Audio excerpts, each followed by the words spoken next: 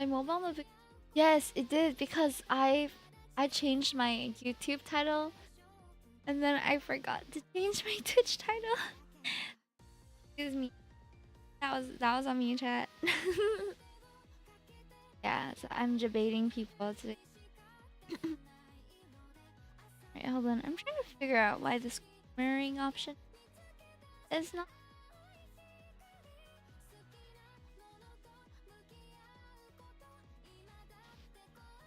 I'll just give it a bit more. Hi, buddy. You. I'm so sorry. I don't have like a proper thumbnail today. My thumbnail on YouTube is just is what is that? Well, let me start it again. It's working. Oh, screen share. What's wrong with you? Eh,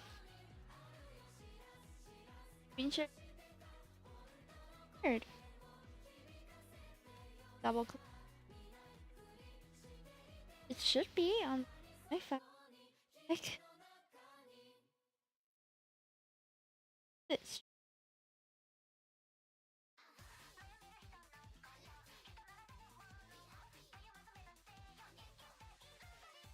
Gonna shower. Okay. For this outline. There's her.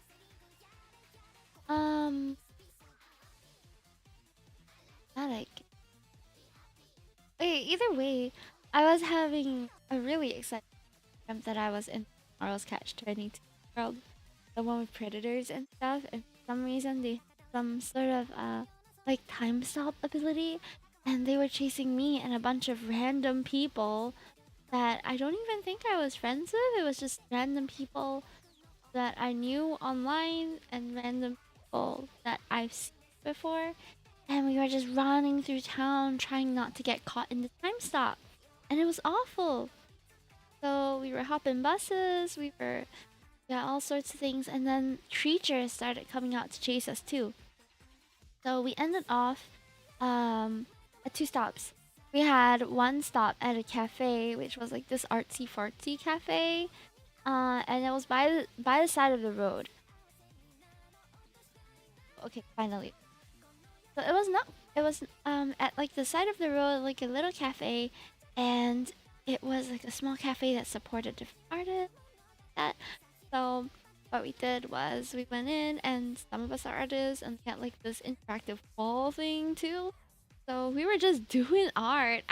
My inner like I haven't seen this side of me in a long time, but my fine art self came back, and then we were talking about the state of the world right now with the predators running loose and all these things happening. Really confused by the whole thing, but I was into it, you know, like I button interactive or whatever. But it's really weird to think about because I was just thinking all that in my own head, so I was really just discussing things with myself. Now that I think about it, yeah. But anyway, it was kind of like being in art school again, but just me and my dream pals, I suppose. But then the time stop started coming, and we could see it coming because you could see that cars were starting to get stopped. It was like an invisible ripple, you know. You couldn't really see. What is this? Oh, I'm drawing some art for Gamma. Gamma is my moderator who's in Singapore right now. Doing little art for him. Brought some snacks for us and all too. Cute sketcher friend sketch warm up thing. Okay, where was I? Yeah, so we could see the time stop approaching us. It was kind of scary because you could see the ripples of cars just like stopping all of a sudden. Then like people stopping, and then we knew like, oh shit, it's time to go, right? So we bolted from the cafe and got a bus that fed us to the next train station. But we didn't manage to we managed to get there, but it was the kind of, you know, in the Bible there's this one story about this guy named Lot, Lot, who was whose whose cousin was he or something, and he lived in Sodom and Gomorrah, so-called city of sin, whatever. And when God was going to destroy the city, Moses, knowing that his cousin was there, cousin or nephew, I think it was nephew, sorry. Yeah, nephew was there. Was like, please spare the city if there's only 10 righteous people. He bargained with God. He basically said, like, hey, if there's just 100 righteous people, like, spare the city, because he's already, like, counting on his figures, right? Lot and his family, maybe 5 people total. And then he said, okay, if, and he thought maybe 100 is too many, and he bargained some more and said that, hey, if there's just 5 righteous people, can we spare the city? So the angels went into the city and then started looking for righteous people, and the only righteous people they could find were the nephew and his family. And they said, this city is about to be destroyed. We can't bear it because it is just it's too bad, bro. They're cooked. So they told them to run and not look back. So the family ran. They ran out of the city, and no one looked back except his wife, and she turned into a pillar of salt for not like obeying what she was supposed to do, which was like not look back. Straight off a Bible. And the Lord said they're cooked.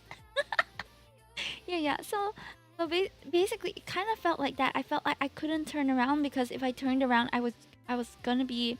It's not that I was gonna turn into a pillar of salt, but I just knew I didn't even have time to look. You know, like what was chasing me or what kind of circumstance we were in.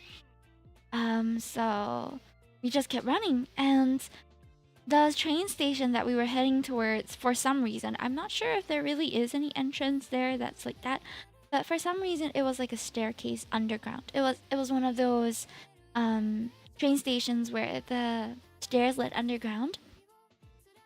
So we jumped. Me and whoever I was with, I don't even remember. We were running towards the train station, and I think it's like I think this time stop thing had a sort of stopped effect if you were inside a building or something like that. That's why we were so eager to get into the underground, or maybe it was the underground that wouldn't be affected. So we jumped, and I felt like I was flying down like 3 flights of steps. It was like long flights, like, you know, subway stairs, right? There's quite a lot of them. So I flew down, and that was where the dream ended. That was when my alarm woke me up, and I was like, oh my god. And then a headache came over me, and I was like, oh god, what did I just wake up to? I think my body was really preparing me for some like end of the world stuff, you know? Oh my gosh, so fun. I think at some point in the cafe, I was about to wake up, and then I told myself to go back to sleep, because then I would be able to continue the story. I don't know how many of you have experienced that before. Have you ever had like a dream so cool and so good that you're like, oh my god, this is like watching a movie. I don't want to wake up because I want to know how it ends. Yeah, that's what it felt like. It was one of those very exciting dreams. I don't remember many of my dreams nowadays, because most of the time I'm so exhausted from work that I just come home and knock out. But today was an exception, it seems. I was reading the event stories for tomorrow's Catch 22 right before, so maybe it had to do with something like that. I opened the stream not knowing it was a dream you're telling us, and I thought something bad happened. Oh no. No. It was just, I was sharing with chat about a very exciting dream. Right back to playing episode 2. Episode 2 of what? What are you playing in the... I don't like my sleep. I remember all my dreams sadly very vividly. You get a lot of nightmares? I used to have I'm a very imaginative person when it comes to my dream. I can't imagine things when I close my eyes and try to. I forgot the term for it, where you cannot see things in your mind's eye or whatever it is. I've never had that. That's why I've always drawn things out. And I've been trying, I've been trying to picture things over the past couple years whenever the meme comes up again. And I just know that I can't, because every time I try, nothing comes out. It's El Blanco in my brain when I try to see anything. Aphantasia. Yeah, that. I don't have that. I can't. I rather I have that. I can't see, or I can't visualize things in my head. I have to draw them out, or sort of sketch it out, and then I'll be like, oh yeah, yeah, that's how it looks like to me.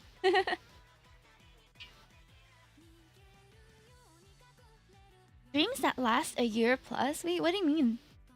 You mean like every time we go to sleep, it's the same dream, or is it like dreams that feel like they last a year plus? That's actually super, but very scary. If I had dreams where they were timeline wise going on for more than years, I think I would worry that I was in a coma or something. I got one of those before. Oh, like a long, long dream, or like a recurring dream. That's so cool. I don't think my dreams are quite like current media. They're very episodic. It's usually one, but there are some.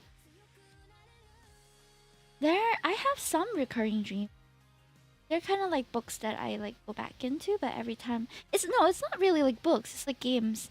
I have dreams in my library of, I don't know, night brain things, which recur sometimes in the same setting, but the characters, the people I meet in it, will be a little different. The experience each time is slightly different, but there are familiar venues that I have my dreams in. My dreams always take turns to recur and continue. Oh, that's so interesting. They, my recurring dreams are all kind of a time loop almost. Like I will know I'm entering a certain dream because the start is always the same, but the playthrough is always different, and it always like starts from the same place. So I haven't had one of these in a while, but one of my dreams occurs in like I know it's happening because I'm mouse-sized. We're all like really small people, and I'm going through an alleyway. I'm a mouse-sized person going through an alleyway, and I'll be talking with a friend. Usually just it could be anyone. I'll be talking with a friend, that's how it starts. And I look up, and it's just darkness except for a couple of pillars that seem to have caught like the street light. And that's how I know, okay, I call that one my mini world dream, because when I get in there, everything is miniaturized. I'm miniaturized, and my friends and family and everything are miniaturized. And it's quite interesting. I know that the pipes, we will go through the sewers and stuff, and eventually end up in a big tree house. But this tree house looks different every time. So I know that we're within the tree house, if that makes sense. But like the canteen or like the indoor playground or the hall will all look different. So it's like same place, but it undergone renovation since I was away. Like in the arcade. Ah, yeah, kind of like in arcade. You go through. It's kind of like that. Yeah, exactly like that actually. You go through some sewage pipes and eventually come to a big tree house. And there'll be communities of people there, people that I've probably seen in passing. But what happens after that is unbeknownst to me. The last time I had that, I remember it ending in a. The last time I had a dream in my mini world, I remember it ending in an arcade. We like rented out an arcade. I don't remember for what reason. We rented out an arcade, and there was a little like carnival thing going on, and I think I helped to plan it. I don't even know. When I was younger, I had a recurring dream that was in a library. But it was like a magic library, something like one of those Harry Potter-esque locations where the books could fly and the pictures could move. And I remember there being a really old school plane, one of those like planes of the double-decker wing-looking things. And it was like on the ceiling, if that makes sense. It's like hanging from the ceiling, one of those fixtures. So that one was one of my more vivid dreams. And I remember it being an Alice in Wonderland themed one too. So there were guards that were like playing card guards, and they would chase me for whatever reason. Wanderer's Library, I don't know about that, but it's it's a library. And then me and whoever I was with would have to hide from them and then find ways to scheme and get out of the library. It was like an escape game. Yeah, interesting stuff.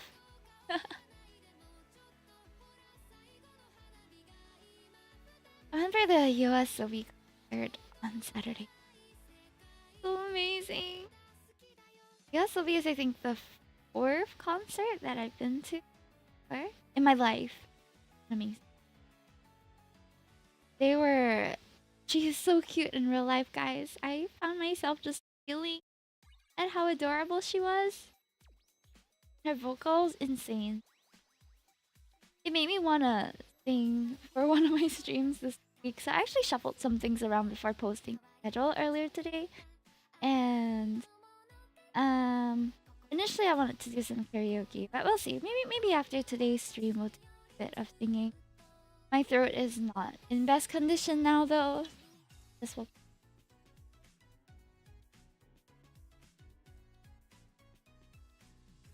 But yeah, that's it for me on the dreams. A lot of the times nowadays I get like I'm running late dreams, which is anxiety inducing.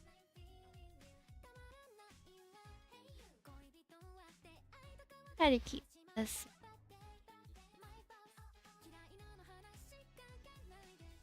Yeah, I think dreams are really interesting. Even though I can't picture things in my head, like when I try, at least I can still visualize when I dream, which is weird, right? It's like when I'm awake, my like nope, no pictures for you.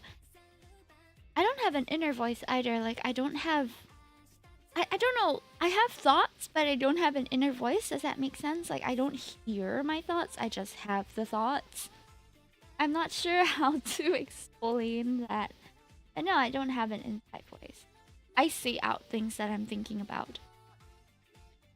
Or I just think them, but there isn't like there's no text to speech in my brain, if that makes sense. There is thought, but it doesn't get read out. Just there.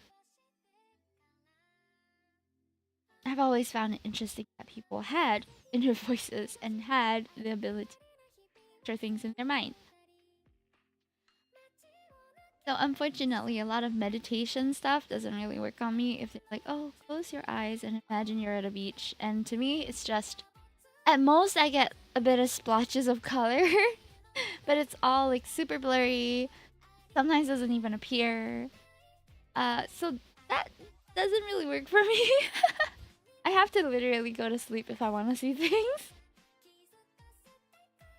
The concerts I've been to are Philharmonic Orchestra, SAF, or oh, I haven't gone for Singapore production in a while.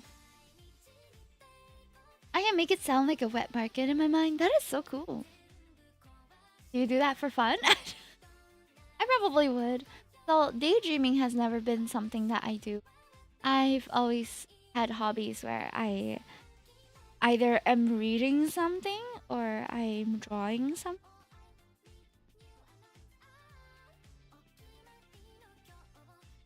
Because my daydream is just what I see in real life, or my eyes are closed and I see nothing. That's the two. Even when doing my hobbies, I think it's nice that you can just escape to a little part of your have a safe space. Think about things and imagine things and maybe even play scenarios and shit that. Remember, secondary school was a boring AF. Secondary school was the time when I drew the most. Because I would be drawing every single day, every single lesson. And my teachers didn't really mind. You're very, very cute. Oh, that's so sweet. Thanks. My teachers didn't really mind because I did the work before I would do thing and whatever. Like whenever they asked me like, hey Hime, have you finished what you're supposed to do? And then I just like, yup. And then I continue drawing. They're like, oh, okay. So they would just let me. because I worked hard so that I could play harder. I was just reading a thread on, or just a rant, I think, on Twitter recently about how university students nowadays are so freaking lazy because they have ChatGPT and all these things that do a lot of so-called work for them.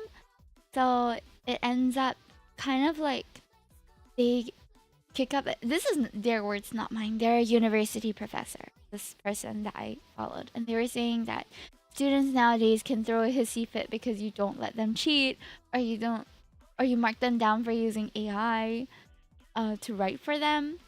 But I feel like it makes sense. At the end of the day, I graduated university right before ChatGPT became like the norm to use.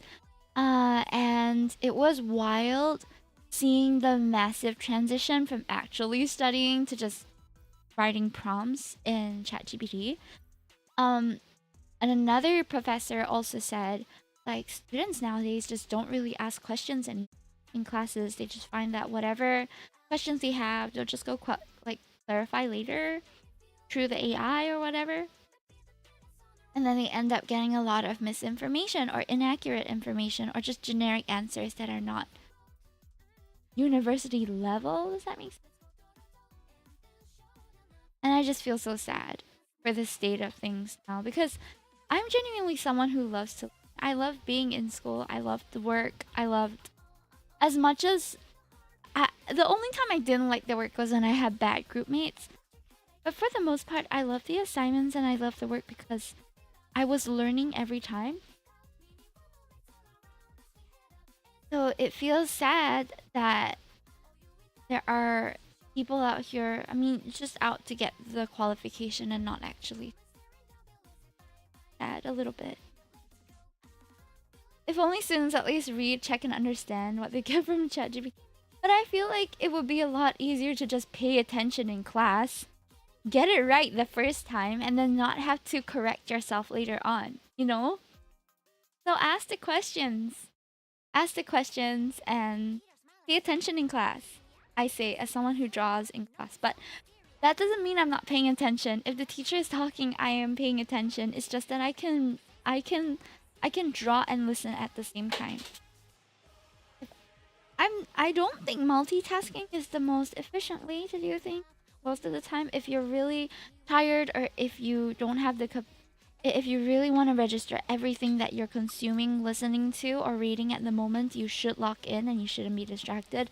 However, I will say that if I wasn't drawing while I was taking notes, I would not have stayed awake for most of my classes.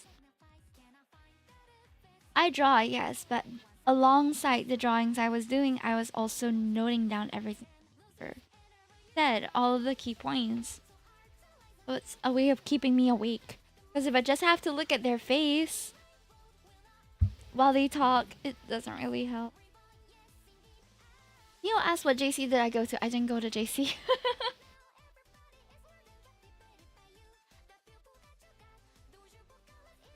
I was drinking some tea. I went to Nanyang Academy of Fine Arts for my tertiary education. Yeah.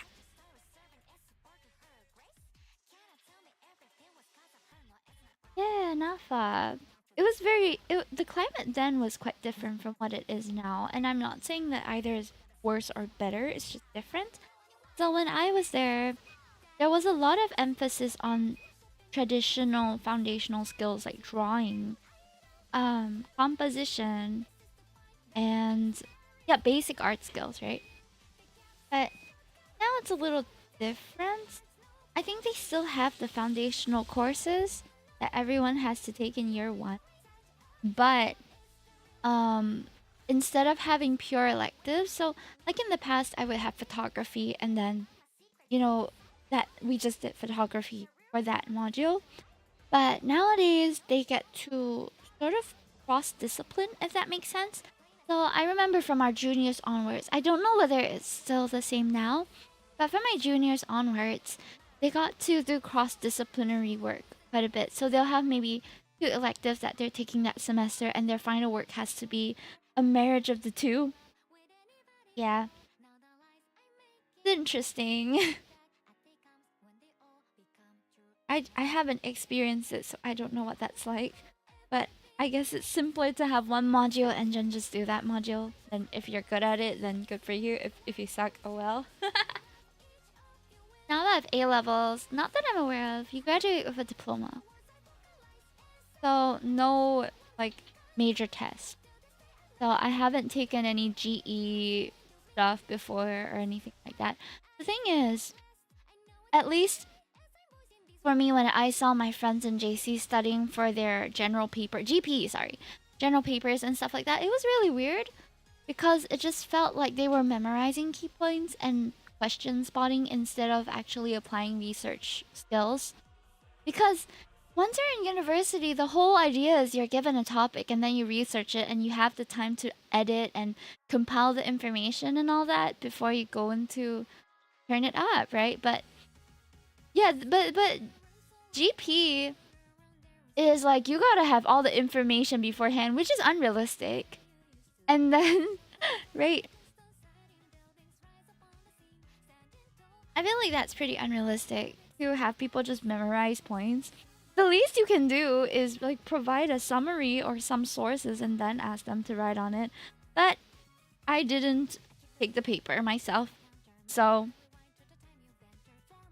I can't say how it goes. GP social studies basically, yeah, like social studies was a lot of memorization for me, but there was also reasoning. And at least it was just what 5 topics that we had, so it was not too bad. I still think it would have made more sense to just give the topic and then just give the students time to do the paper. I don't know. Hi, please go away. Hi. I see you on YouTube. I'm a chi guy. A chi guy. A chi guy. In terms of content, GP requires a very good grasp of general knowledge. Which is way too open-ended to be tested, don't you think? Like, you might as well give everybody a trivia quiz on via Telegram or something, and then just see who hits the highest score. Let's Kahoot some random topics, and if you get the highest score, you've got the best general knowledge. Ah! Like, it's just silly, in my opinion. I think it's silly.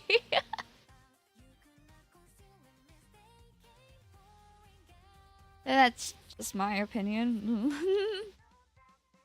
Oh, I forgot the color scheme for the clothes. I'll do the clothes. Alright, next month is Min's birthday, so...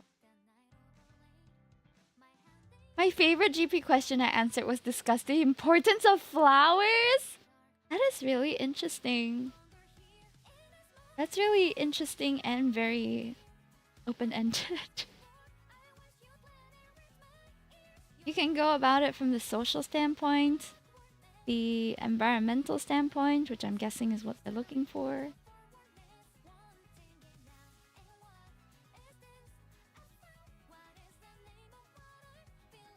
Trying to add some dynamism to this. Yeah, it's Min. Still adjusting the sketch tone to have that. Humor is essential for an individual's well-being. Discuss. If you have no sense of humor, nobody will like you.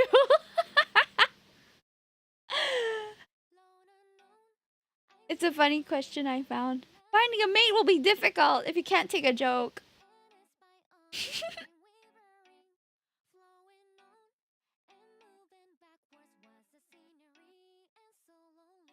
I will say, I have been enjoying a lot of comedy specials recently on YouTube and Netflix.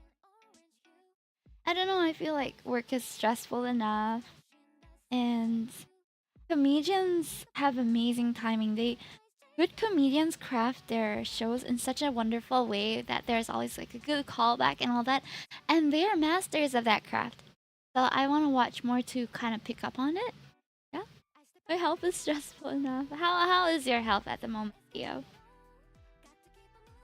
For GP, there's like 8 essay topics,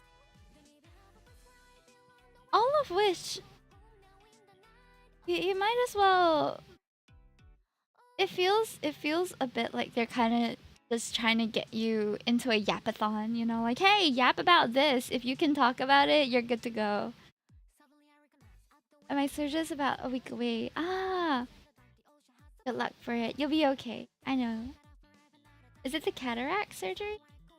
I caught the flu. Oh no, wait, are you allowed to go into surgery with a flu? But yeah, health stuff can be really hard. A level subject H1 yapathon. Yeah, basically, right? I feel like it is a skill to know different things and to at least contribute to a conversation. But I will say that you yapping and word vomiting about certain subjects does not mean you're a good communicator, because at the end of the day, a lot of people desire someone who's able to listen more than someone who's able to talk. Like, a lot of people can appreciate individuals who can talk. Don't get me wrong, you wouldn't be here otherwise. But in real life interaction and like bonding, there is a lot more back and forth and um, equal conversation, an equal contribution to a conversation rather than just a one-sided yap, you know? I do wish my doctor's visit does not cost $100. Ooh. Yeah, that's rough. Hey, Bunny Plum, welcome back. Live stream street, thank you so much for that. How are you? I think something a lot of people miss out on when they are like, oh, or they'll say stuff like, and I know people who do this, who believe that they aren't very good talkers. And I think that's fine and a valid assessment of yourself. Who am I to judge you on what you think of yourself, right? But at the end of the day, being able to talk or being able to communicate doesn't just have to do with talking. In fact, if you were just listening and you happen to be with someone who's able to hold really interesting conversations, you'll pick up on that topic eventually. I listen to people who yap all the time, and I think it's because of that that I pick up just random tidbits of stuff. And that's how you slowly expand, I guess, your general. Because I'm able to keep a conversation with someone even if I don't know what the heck they're talking about. Like when it comes to cars, no clue. No clue at all. But I'll just ask things, you know, like ask good questions to show that you're listening. That's good enough for conversation and for showing people that you care about what they're talking about. So like the other day at one of my Chinese New Year gatherings, there were two of the guys who were talking about upgrading their cars and stuff. We're a group of friends. And they were talking about, oh, you know how it is, maintenance is so expensive and all that. I'm like, oh, how much is it and what's the market rate? Because I don't know what the market rate is, and I don't know how expensive they were talking about. And that's good enough to keep the conversation flowing. Just asking good questions, relevant questions, is enough for you to seem like a really good conversationalist. And people usually go out of a conversation or out of an interaction a lot like feeling good about it if they are heard. The only thing I know for a car is that COE costs $100,000. It's kind of crazy how to own a car here, honestly. Ichinose says, I'm always listening mostly to my heart rate speeding up when you come into the room. Hey, you came into my room. Hmm? Did you not? You have to bid for the paper. Yeah. I mean, I'm not really looking to own a car or anything anytime soon. For the simple reason that I don't like to drive. I can drive. I have a license that is valid. I just don't like driving. I get stressed out. I would rather someone else drive for me so that I can sleep or do something else. My heart rate is generally considered weak. Oh no. Driving is stressful, especially I feel like Singapore roads are all right already. The only issue is because things are so packed together that when peak hour comes around, ooh, the jams can get crazy. I'm really afraid of people who ride motorcycles and then they just like weave through traffic. It's terrifying because I don't want to accidentally hit them. If it was a long straight road, maybe I would feel a bit more comfortable. But that's never the case here. My brother, on the other hand, loves driving and loves riding as well, like motorcycles. I personally don't understand it. But hey, I understand things that he does. I like things that he doesn't understand too. He's like, why do you need so many Miku figures? Mm, I like them. So who am I to judge, right? The only thing that I think I can say that my hobby beats his is that my hobby doesn't put my life at risk. So,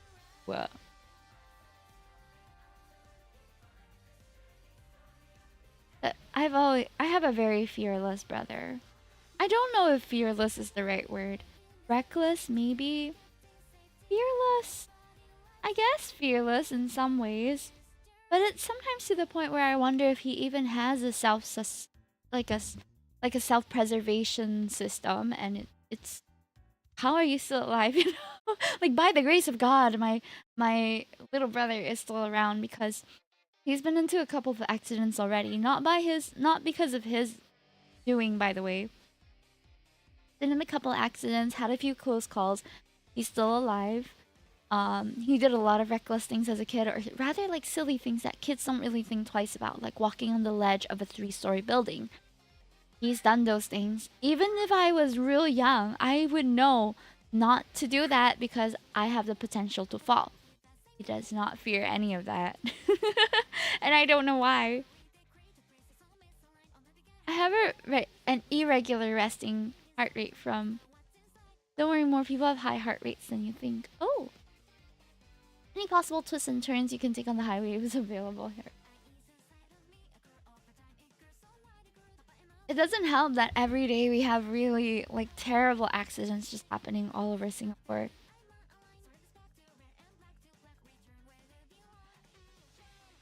My heart rate is also irregular. Oh man. We have a lot of irregular heartbeat people. Let's go. Well, as long as you are functioning fine and it's not affecting your day to day. Yeah, sure. Wait, we do? I'm seeing them in chat right now. I've never asked about your heart rates before. There's like some 100 accidents a day, right? I wouldn't be surprised if there was, but I would say I don't see all of them reported. That's for sure. Maybe not 100,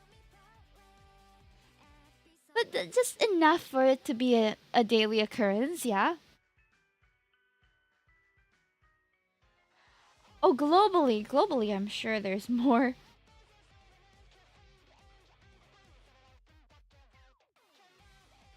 Imagine just like within Singapore, and we're only 50 kilometers from east to west. We, yeah, globally sounds really low. Within Singapore, we also we have so much. Singapore invented the word self-skidding. Self-skidding? You mean like in terms of a vehicle skidding?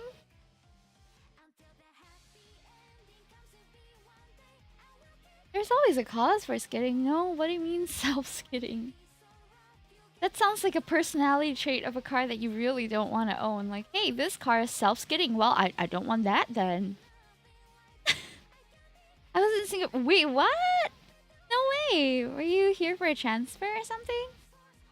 Ah, Necro. That's so cool. Skidding, skiddy, skiddity, skibbity.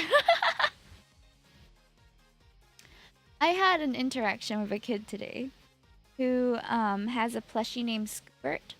So this little girl has a plushie named Scoobert, and It's a Chikawa character. I'm not sure which character, but I know it has no patches. It's like an all white hamster looking dude.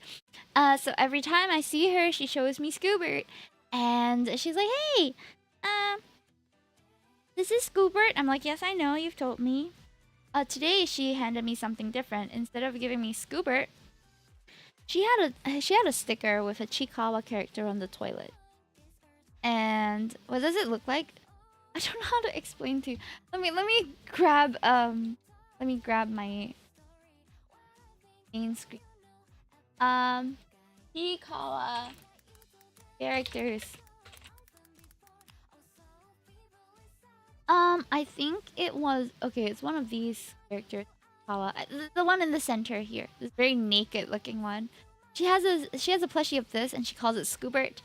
Um, and then today, she handed me this a piece of paper with this on it. I think it was a sticker, and she just whispered to me, she said, "Scooberty toilet," and I had no idea how to respond. I just like, what? Ah, yes, Skibbity toilet. My most hate commented YouTube video ever. It wasn't even a video. It was a live stream. Apparently, there's a right and wrong way to react to Skibbity toilet. People were real mad on YouTube's that I wasn't diving into the lore and that I stopped at episode 70 where things were just getting good. So funny. My ski buddy is in the toilet. No! Chikawa, yeah, Chikawa.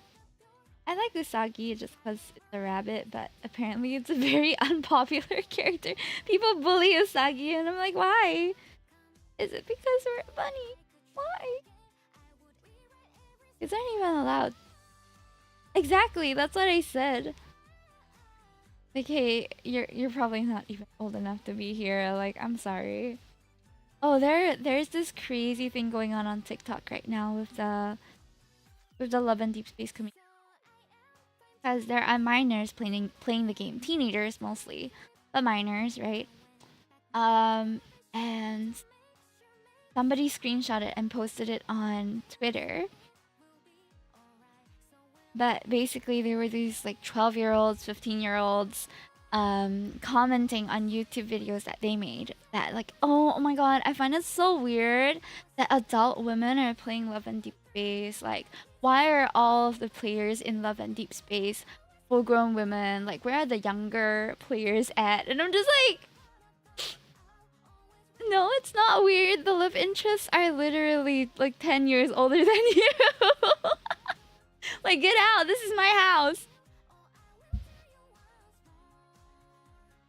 And I'm not saying I have a problem with minors playing Love and Deep Space. I don't think it's the most appropriate media that they should be consuming, but in your teens is like a prime time for things like that to kind of start coming up, because it's the year where it's the developing years where the hormones are highest for a lot of people, right? And I think it's healthy to have safe avenues to indulge that. But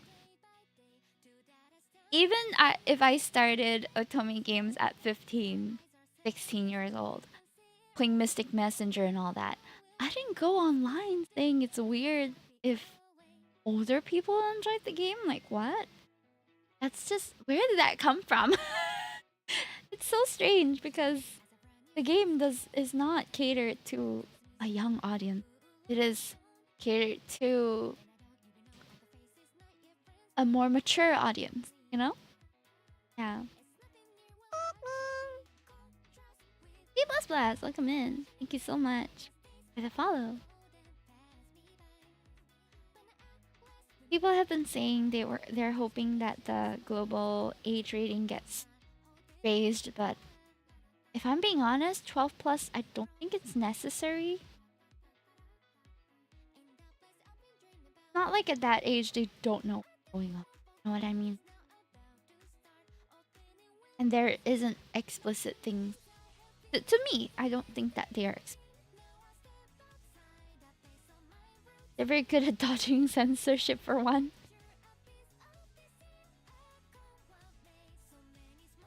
And also, gooning is not the main part of that game. I know that when I stream it, it seems like the main part of the game. To goon, to like fangirl over the boy. But if I'm being honest, it's more of the daily interactions that I have with the characters. You guys don't see that because I'll play it on my commute, my daily commute, like doing my dailies, enjoying the individual like daily interactions with the love interest. That's the part that keeps me around for the game.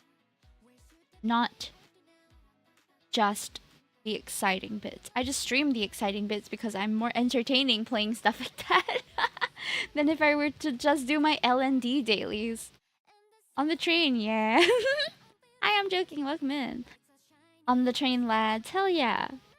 On the train, lads. Though, Hello Kitty Island Adventure is taking my priority for that right now. Because I started Hello Kitty Island Adventure yesterday, actually. Sunday. And I'm enjoying it a lot.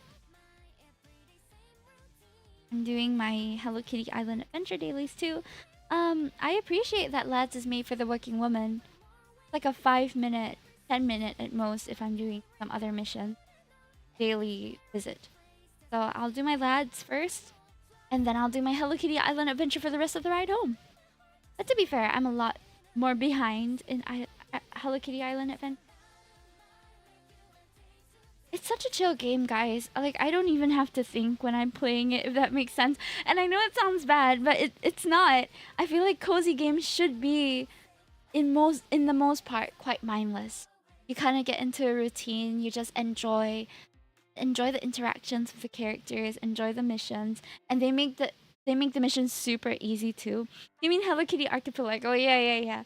They make it super easy as well, which I love. Because I don't like having to think if I'm not in the mood for thinking, you know what I mean? Like the whole reason why streaming works for me is because I need time to mentally prepare for the kind of games that I'm gonna play. I feel like I don't heavily invest in gaming, but I don't spend a lot of time on it. I don't carve out a lot of time for gaming because I mostly only get to play games after work, and we all know that after work you don't have many hours left in the day. So in blocking out the time for stream and to game on stream, it's my few hours of like escaping, a few hours of enjoying this like games. So I like to be able to know like, okay, this is my mission for today. I'm gonna clear Needy Streamer Overload, for example. Or I'm gonna play Celeste and I'm gonna get and clear as many chapters as I can. So the last time we tried Celeste and we cleared 3 chapters, then I'm like, okay, I'm looking forward to the next one because I am excited to play it. How many hours do you work a week? Let me count. I work about a 7 to 8 hour workday every day. The timing is inflexible, but I start really early. So 7 to 8. I think 8. More like 8 hours. It's a pretty standard workday. Wait, 9 to 5 is 8 hours, right? 9 to 5 is, yeah, 8 hours. So it is a 8-hour workday. But I usually start around like 7:30 a.m.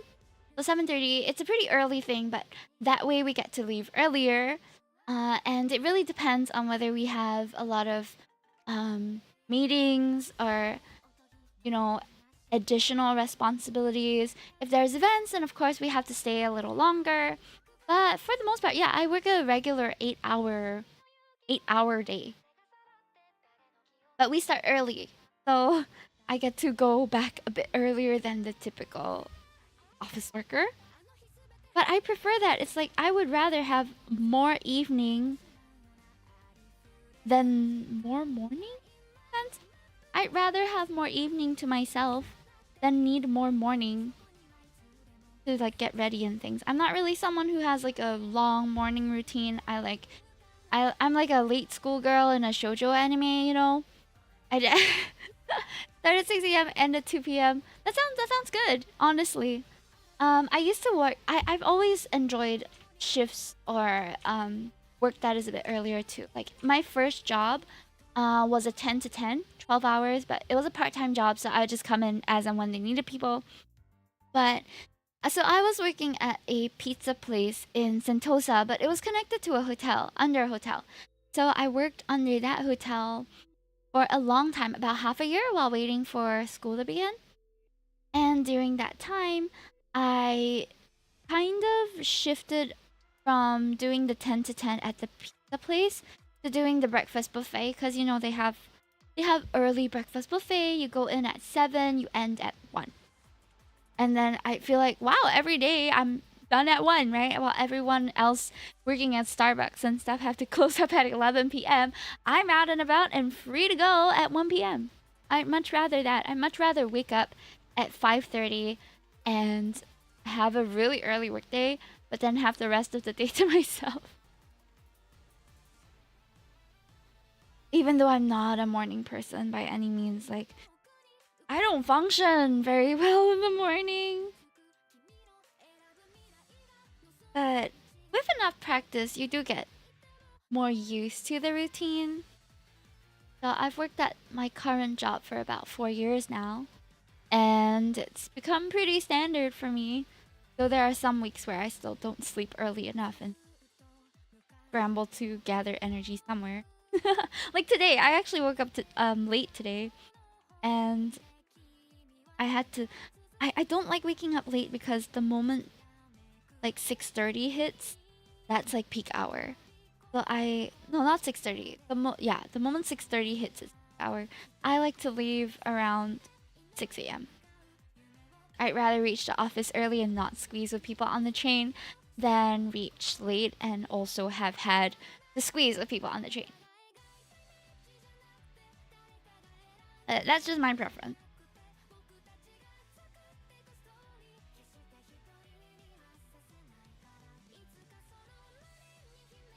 Now we're moving on to the most important part, the face. Might concentrate a little more here. Okay. Circuit is on, by the way. If you guys want to go fishing, I have the fishing. Stream fishing. Participate in, if that is. Enjoy.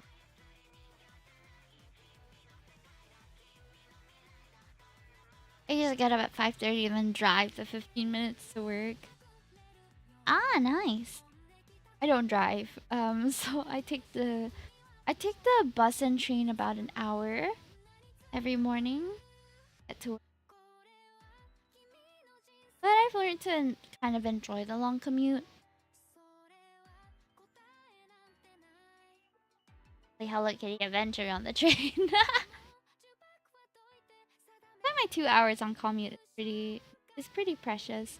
I like draw and try to catch up on stuff all on the train because it's a lot of time, 2 hours, and I don't want it. Unless I'm really sleepy, then I'll just sleep. But for the most part, I don't want that timing to go to just traveling, if that makes sense. So at minimum, I'll watch a show. Hi Ariel, Naribashi, welcome in. Naridenyo from the Nari band. Oh, that's so cute. It's like Gokukenyo. Hi hi, minasan, yokoso. 私は名前は姫トッキ。私はうさぎ姫です。今I don't know how to say I'm doing art right now. But hey everyone, welcome in. I hope that you had a great stream. What were you up to? Ariel and friends. Retro. Ooh, exciting. You guys playing some old school games? I recently started using my DS a lot more. I play Picross and other random games that I never got to complete when I was younger. So I've been in a bit of a sentimental mood recently too. Right now I'm drawing my Vtuber group art. Okay, next month. She did my birthday art, so I'm doing. I like Castlevania, Harmony of Dissonance, and old Game Boy Advance game. Exciting! I I have never played the Castlevania game, but I've heard good things about it. I hope you had a good one and that you've progressed quite a bit in it. Will you be continuing the gameplay or is it just for today?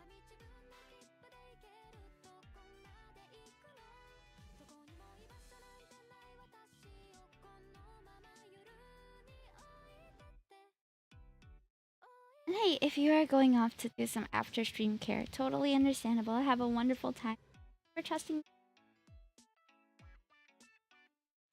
For those who didn't understand what I said just now, hello, my name is Yumi. I'm a bunny princess VTuber, and I hope that you have a good time with me. I'm here because we've been mutuals on Twitter for a while now, and I've been meaning to tune in. Oh, that's so sweet! My goodness, I should go and check out your account again so that you appear on my feed more. I feel like even though I'm mutuals with so many people, I end up missing a lot of people because they just hide people from me, and if I'm not in my following tab, they just show me everyone else who I'm not following, if that makes sense. It's so annoying. I feel like by default it should be the people you're following and then the For You page, but it isn't that way. It's so annoying. Yeah, very strange. Oh yes, yes, I see you. I listened to a couple of your covers and I really go and check out Ariel. Was a shout out given already? Yeah, I think not yet. But for you, let me do it for you. I might be doing some singing later on. Oop, not raid. Oops. I'm sorry. That was that was by habit. I meant to shout out. Because usually my mods will help me shout out and then I do the raiding part. So every time I forward slash, it's like, okay, it's raid. And the end. Very eager to end stream this. We might do a little singing at maybe about 9:30 or so. So you can continue to tune in if that's what you prefer to watch. I just went for the YOASOBI concert on Saturday, so I am itching to sing their songs again. Not that I'm gonna be very good at it, but I just, you know, like post-concert, sometimes you just get post-concert blues or post-convention blues, and then you just want to relive the moment. I would show you guys the videos, but as I was reviewing them, like which to post on IG and stuff, I just realized, oh man, I scream really loud. I'm so hyped up at concerts. I yell so loud that my recording picks up my voice in full clarity at like 150% volume. It's embarrassing for me to show my clips from the concert.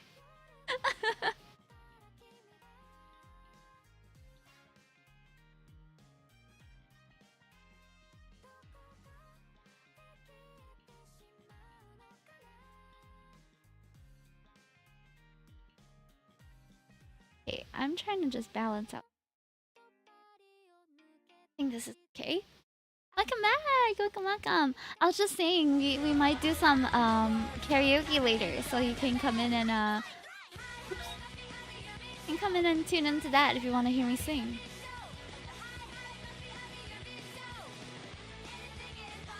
Strider, YOASOBI, I was on a Circle Line train with people leaving the stadium area. Oh, there must have been so many people. The train did a heartbreak. Ugh, what? Someone like hit the emergency button or something? Also, hello, Hydro. Thank you so much for the raid. How are you? How was Tetris? I really should do Tetris, but I have so much backlog game-wise. So last week we were clearing subathon games where we played Needy Streamer Overload. We also played Celeste, and then this week I'm gonna be continuing Celeste. What else am I playing this week? Let me see my own schedule. Oh my god, guys, we're having a Hear Me Out cake stream on Thursday. So if you want to come in, I think that's gonna be a riot. I think that's gonna be real funny. I'm okay. I'm good. Hi Troy, how are you? And yes, I am doing okay. I just realized that you messaged on YouTube. I'm so sorry. And Lurkaroo as well. Oh man. My bad. So this week we're having Celeste on Wednesday, a live shopping stream on Thursday at 8 p.m. and then 1 hour later at 9 we're gonna have a Hear Me Out cake. So that's gonna be fun. And on Saturday, we're having baby pictures and a heart to heart. If you wanna just hear me out on what I would bang, that's on Thursday. If you wanna hear me out on what I've learned all these years of my life, that's on Saturday. She's the full package. Come in for whatever you're into. Or both, if you just want to see me again. No complaints there. I'm happy to see you anytime too, chat. Baby, no, not baby photos on Thursday. Hear me out cake on Thursday. That's gonna be hilarious. Hear me out cakes are a trend from a while back. Bradley Cat was the one who introduced me to it, and I was like, what the hell is a hear me out cake? But basically, you and if you want some friends will collect pictures of characters that you like a lot to the point where you would probably bid them. Yeah. It's not really a wholesome stream, but it can be really funny. And for me, I feel like as an adult, it's funny because I'd say that for the most part, if you've already experienced physical intimacy in that way, it's not that big of a deal after enough time. But that's just me. I don't think of it as a really big deal, personally. It was a big deal when I was like a teenager and, you know, looking forward to my first time and all that. But after having quite a few years pass since then, not that big of a deal anymore. Or it's not taboo to talk about, at least.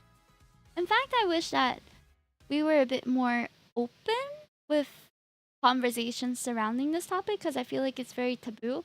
And even when I was going through sex education in secondary school, it was a mission school, so, or like one of those convent schools. So obviously it was more of abstinence, which I think is appropriate for teenagers, since you don't know what you're getting into, and safety is the main concern, especially if you're a minor. But once you're out of that, it's kind of just a free-for-all, you know?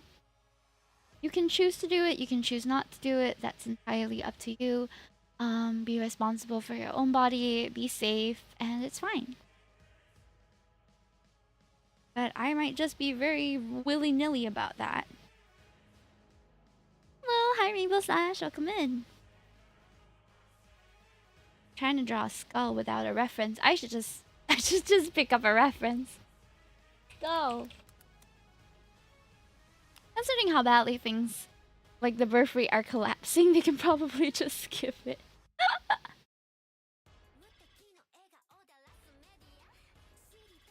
Well, this is kind of cute.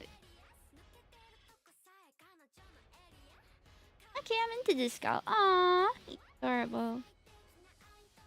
You want to hear my most recent Hear Me Out? Just so you have a taste of my ex and I were singled out in a sex education class way back then. Not fun. Why would they do that to you? That sucks. What the heck? Is it because you guys were the only couple in class or something? Even then, what? Yeah, that's awful.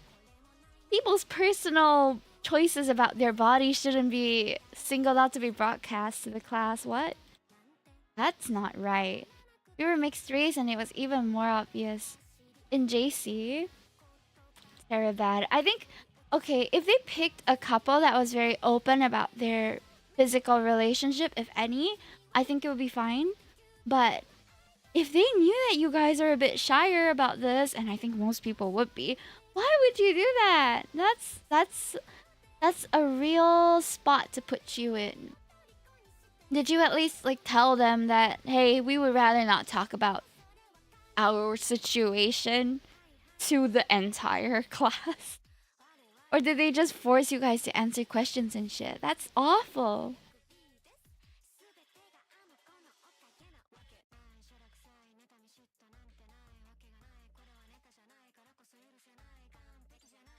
Yeah, boo. Boo to whoever was facilitating that session. What the heck? Just eyes on us, very uncomfortable.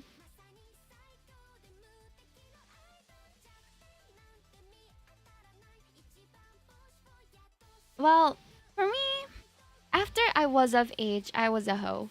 I had a bit of a hoe face, so I've never been very, at least to the people around me, except for around my parents, because like, you know, I don't need them to know what I do with my bodies, but you know, with my friends and all, I was very open about my experiences, if that's in a nice way of saying it.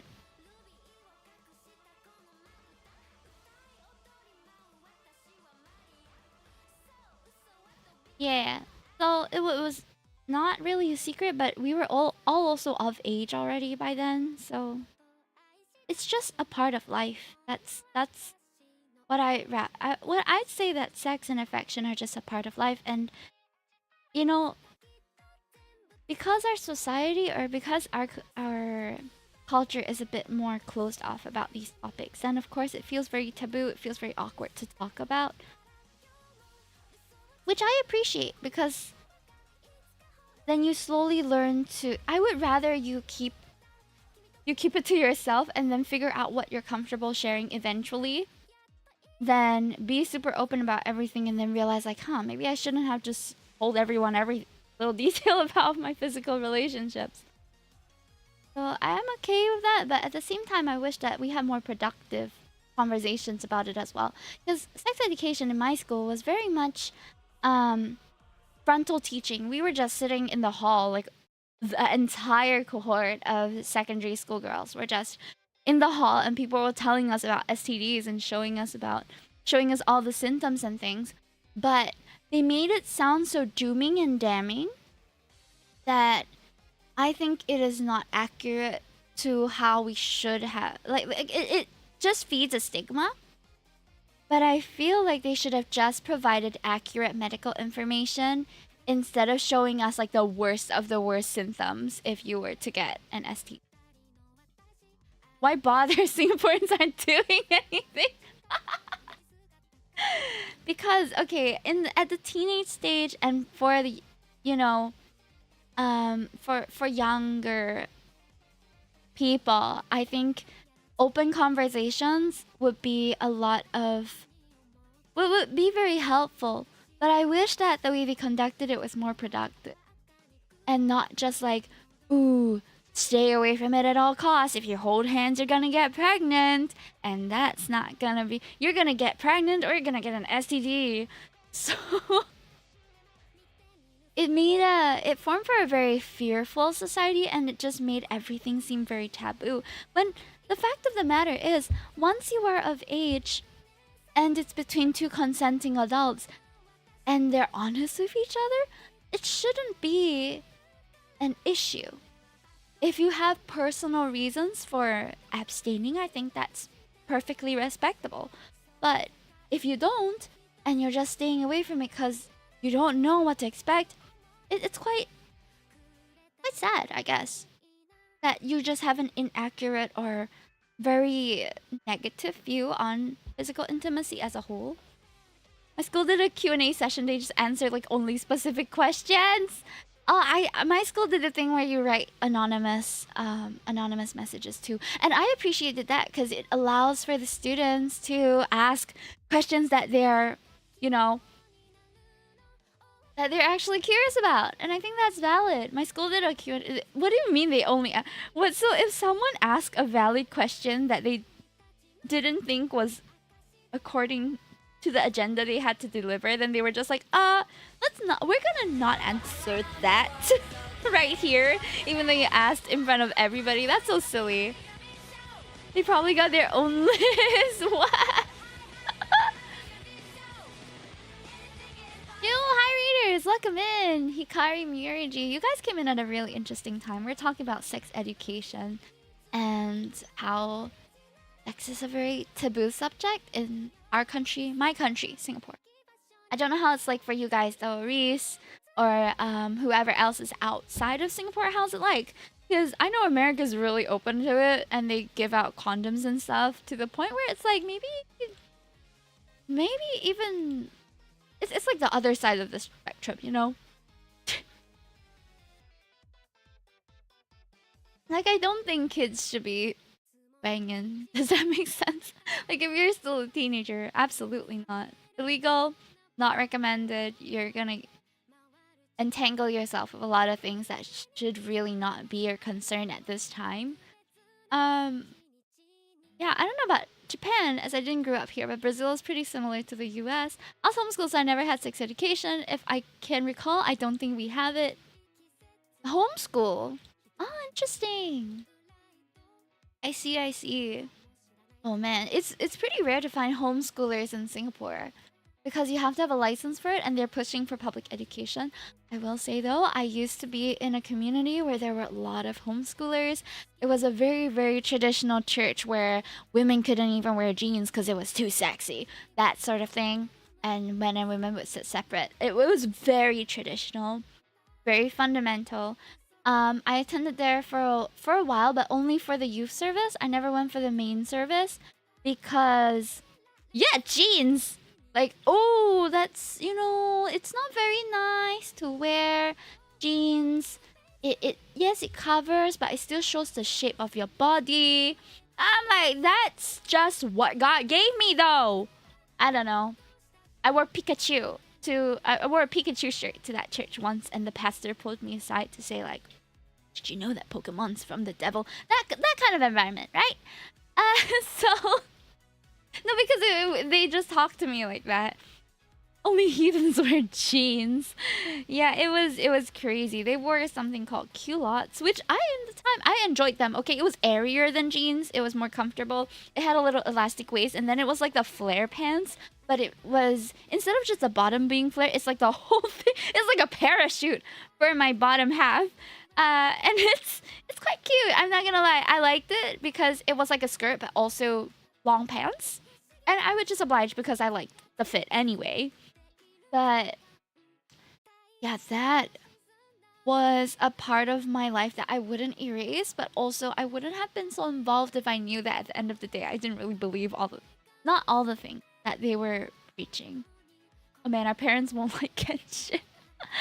Anything to do with video games is a big no-no to them. And as someone who loves games, as someone who likes boys, as someone who is dating at a youngish age, I clearly did not really fit into the mold that they wanted me to. So eventually I left.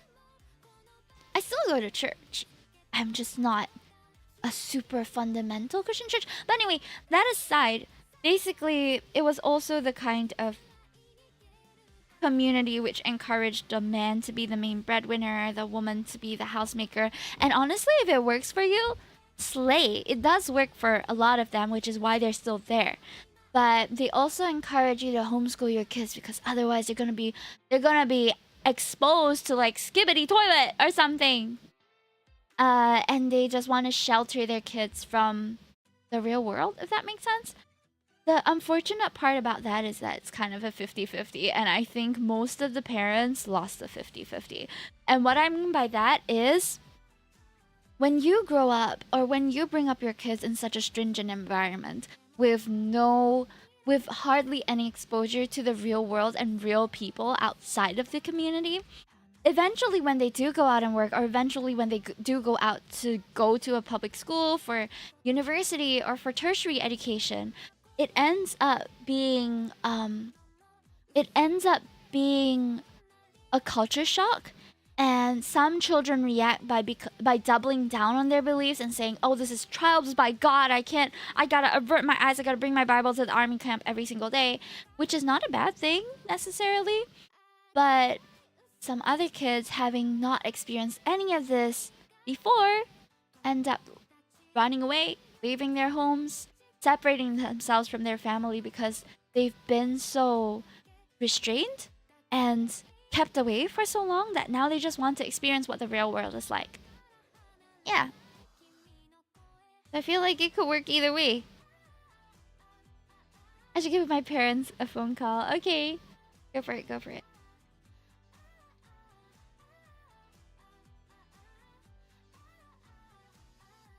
Can't relate. My parents like these. My mom trying to steal my Daku from me. The complete opposite. I feel like the complete opposite might be a bit... It's an interesting take as well. I wouldn't know because even though my side church, if you will, was a very conservative church, my parents were not that conservative. So I feel like I had a balanced-ish upbringing, they would have like they would have certain expectations of me, that's for sure, to live by certain ideals. But apart from that, conversation wise, I didn't really have any issues with their beliefs. You're drawing a commission? No, this is not a commission. This is just Min's birthday art that I'm in charge of. Artist.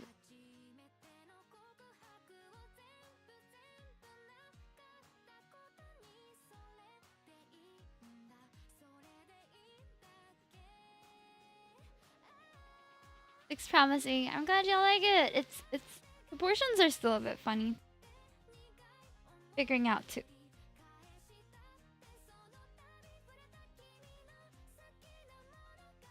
Liquify is like my best friend.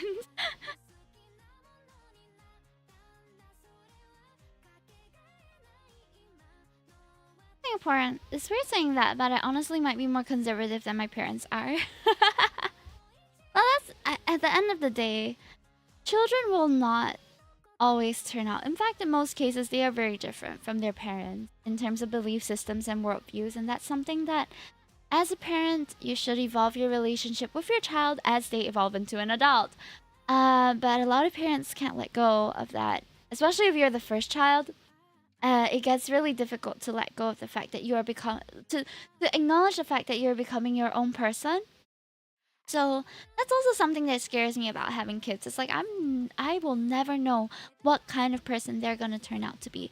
I can only be faithful and like trying to raise them the best way that I can and hope that they turned out all right. And you can also do everything right and have your kid completely come out just effed up. Brother, it's totally possible, which scares me.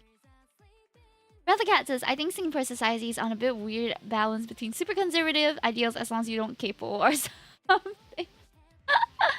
Singapore is a bit slower to adopt like global norms, but I think that it's not a bad thing.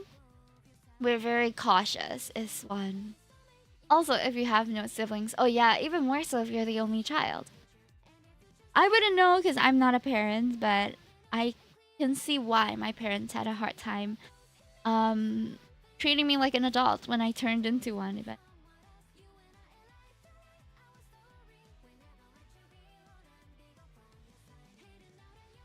Those are long memories of the 50s and 60s. What do you mean by that?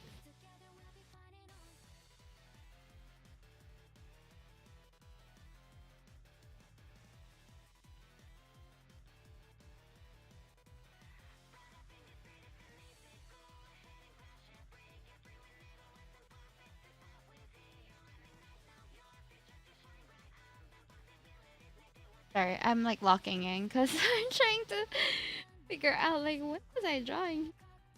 Oh, that's the shirt. Okay. If you remember social studies, you'll be aware. Not anymore. Just spoil the vibe. What? The fact that our ruling party has not changed. I mean, if we're being honest, it worked out for us still. So I can't really complain. At the end of the day, history is history, and I wouldn't change it. I think we can look forward and see what is best for our country in the future. I think the general election should be coming up, so cast your votes, do your research, and be well informed. I don't think you'll welcome politics inside chat. I think that politics are important to talk about, but also level-headedness, you know, and compromise. Because just because someone has a different political view does not mean that you cannot respect each other and show love to each other. Of course, with very divisive parties, it's going to be more difficult to overcome that difference. But I feel like in Singapore, one thing that we can all agree on is general elections are like the meme prime time for us. It's the best. It's the best time for the Singapore memes to come out. They're so good every time. Yeah, this is Min. They're so good every time. I love I love the Singapore general election memes because they're just so funny. That doesn't collapse into Twitter level arguing. Yeah, I'll just disengage at that point. She's scary, adorable. Thank you. I drew her this late. This is her birthday artwork in progress. I have Kochi's one as well, but Kochi's is a lot more sus. I remember this supermarket CEO trying to run for president. I don't think that's a bad thing, really. No, the thing is, the qualifications to even apply to be president in Singapore are... I don't know why it's so economically focused, but I can also see... I can see why it's a requirement, but I also don't know why it's the main requirement. Does that make sense? Oh, is it the... Is it the one where he's like, yes, pretty girls, pretty joggers at the park, and everyone, especially women, were just like, brother,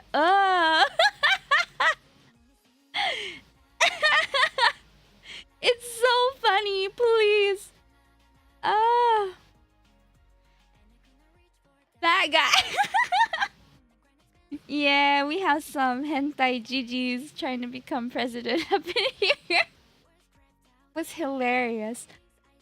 Wanda doesn't know basic cybersecurity, which I wouldn't fault him because he's kind of much older. But I'd say that no one is. I wouldn't assume that no one is unteachable. I just never expected certain responses, and it's like a joke, you know, because you don't expect it. That's the whole premise of jokes, is you don't expect it, but it makes sense. So that was quite fun to go through.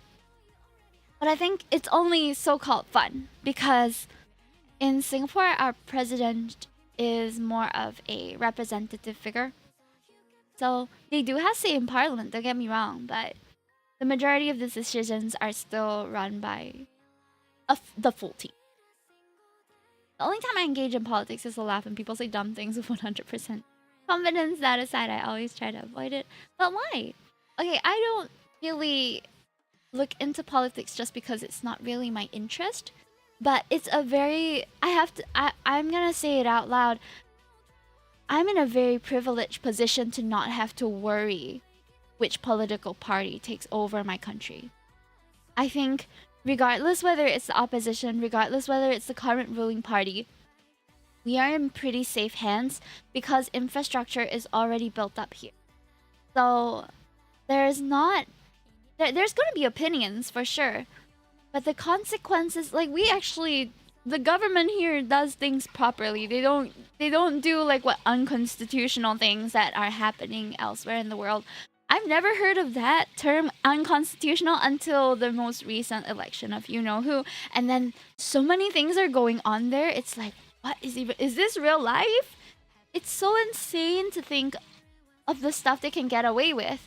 But I also know that it wouldn't fly in our country. So it's both a comfort and it's like a bittersweet feeling, I guess, where it's very realistic that a political party or someone that you vote in can change the climate of things very, very greatly. But that kind of huge change hasn't really happened in Singapore history yet. We built the city from the ground up, something, I forgot we were lucky. We were incredibly lucky that someone stepped up with his team to build up the country to what it is today. Or at least set the groundwork for it. Because otherwise, things would be very different around here, for sure.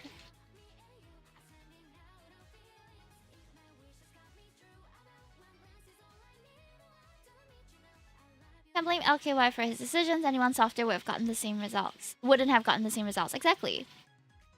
Not smart enough or care enough to be discussing politics. I prefer leaving it to those who know more about it. But I don't think that we should avoid it. I think it's good to be open to any sort of knowledge that comes your way and just pick it up as you go, you know?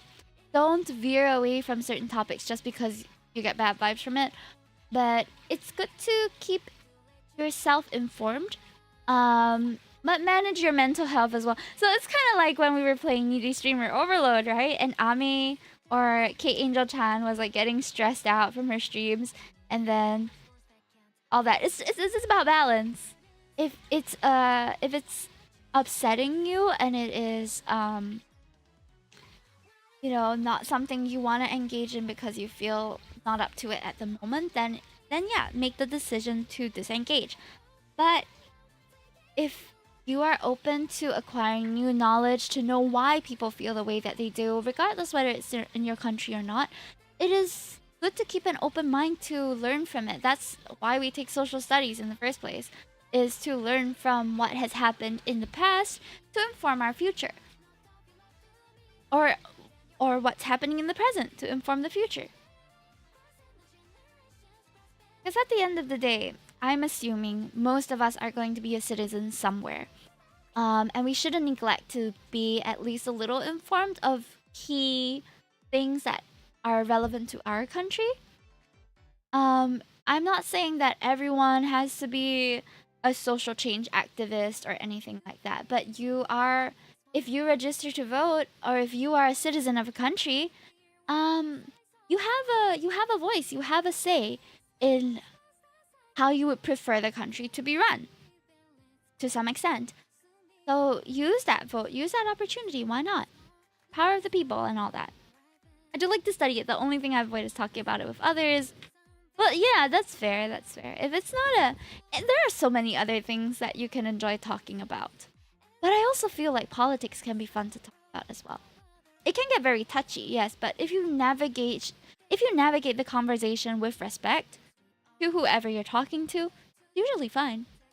I've never had a full-blown argument with anyone about politics in Singapore or overseas that I've talked to in real life before.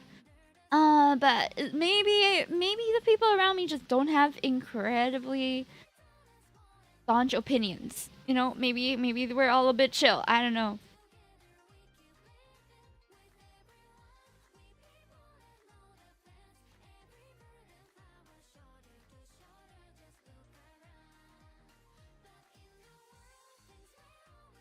I mean, nice to meet you. I have important news. I've looked at the map and stats, and it appears you must fill your body with fluids for help quickly. Ah!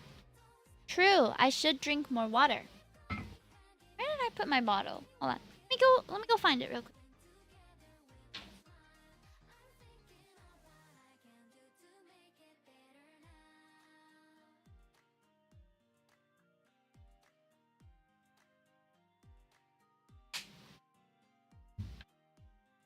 Thank you so much.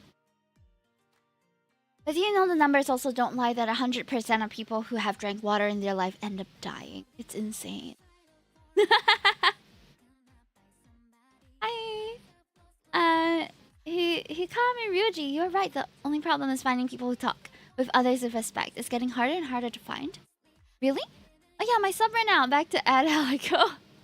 Don't worry, I'm also live on YouTube if you want to engage with me there. If an ad pops up on Twitch, you can also hit there to see what I'm doing.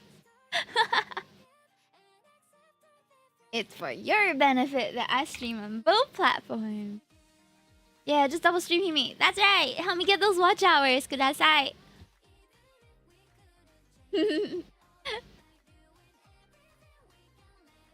But I would say that it's not difficult to find people who respect others. But Twitter is not the place to find them. I feel like Twitter is one of those places where if you go there looking for trouble, you will find it. Does that make sense? Or even if you're not looking for trouble, you'll just end up with people who are mad at you for whatever. It's crazy. I've drank water. I'm going to flatline. I mean, like real people. Where I mean the Hatsune Miku coffin. Oh my god, I've seen that. It's so funny. This is turning out to look very I have to make her look this happier because I just wanted to make her look happy to have cake. I think I can change the eye a little bit. Not to see.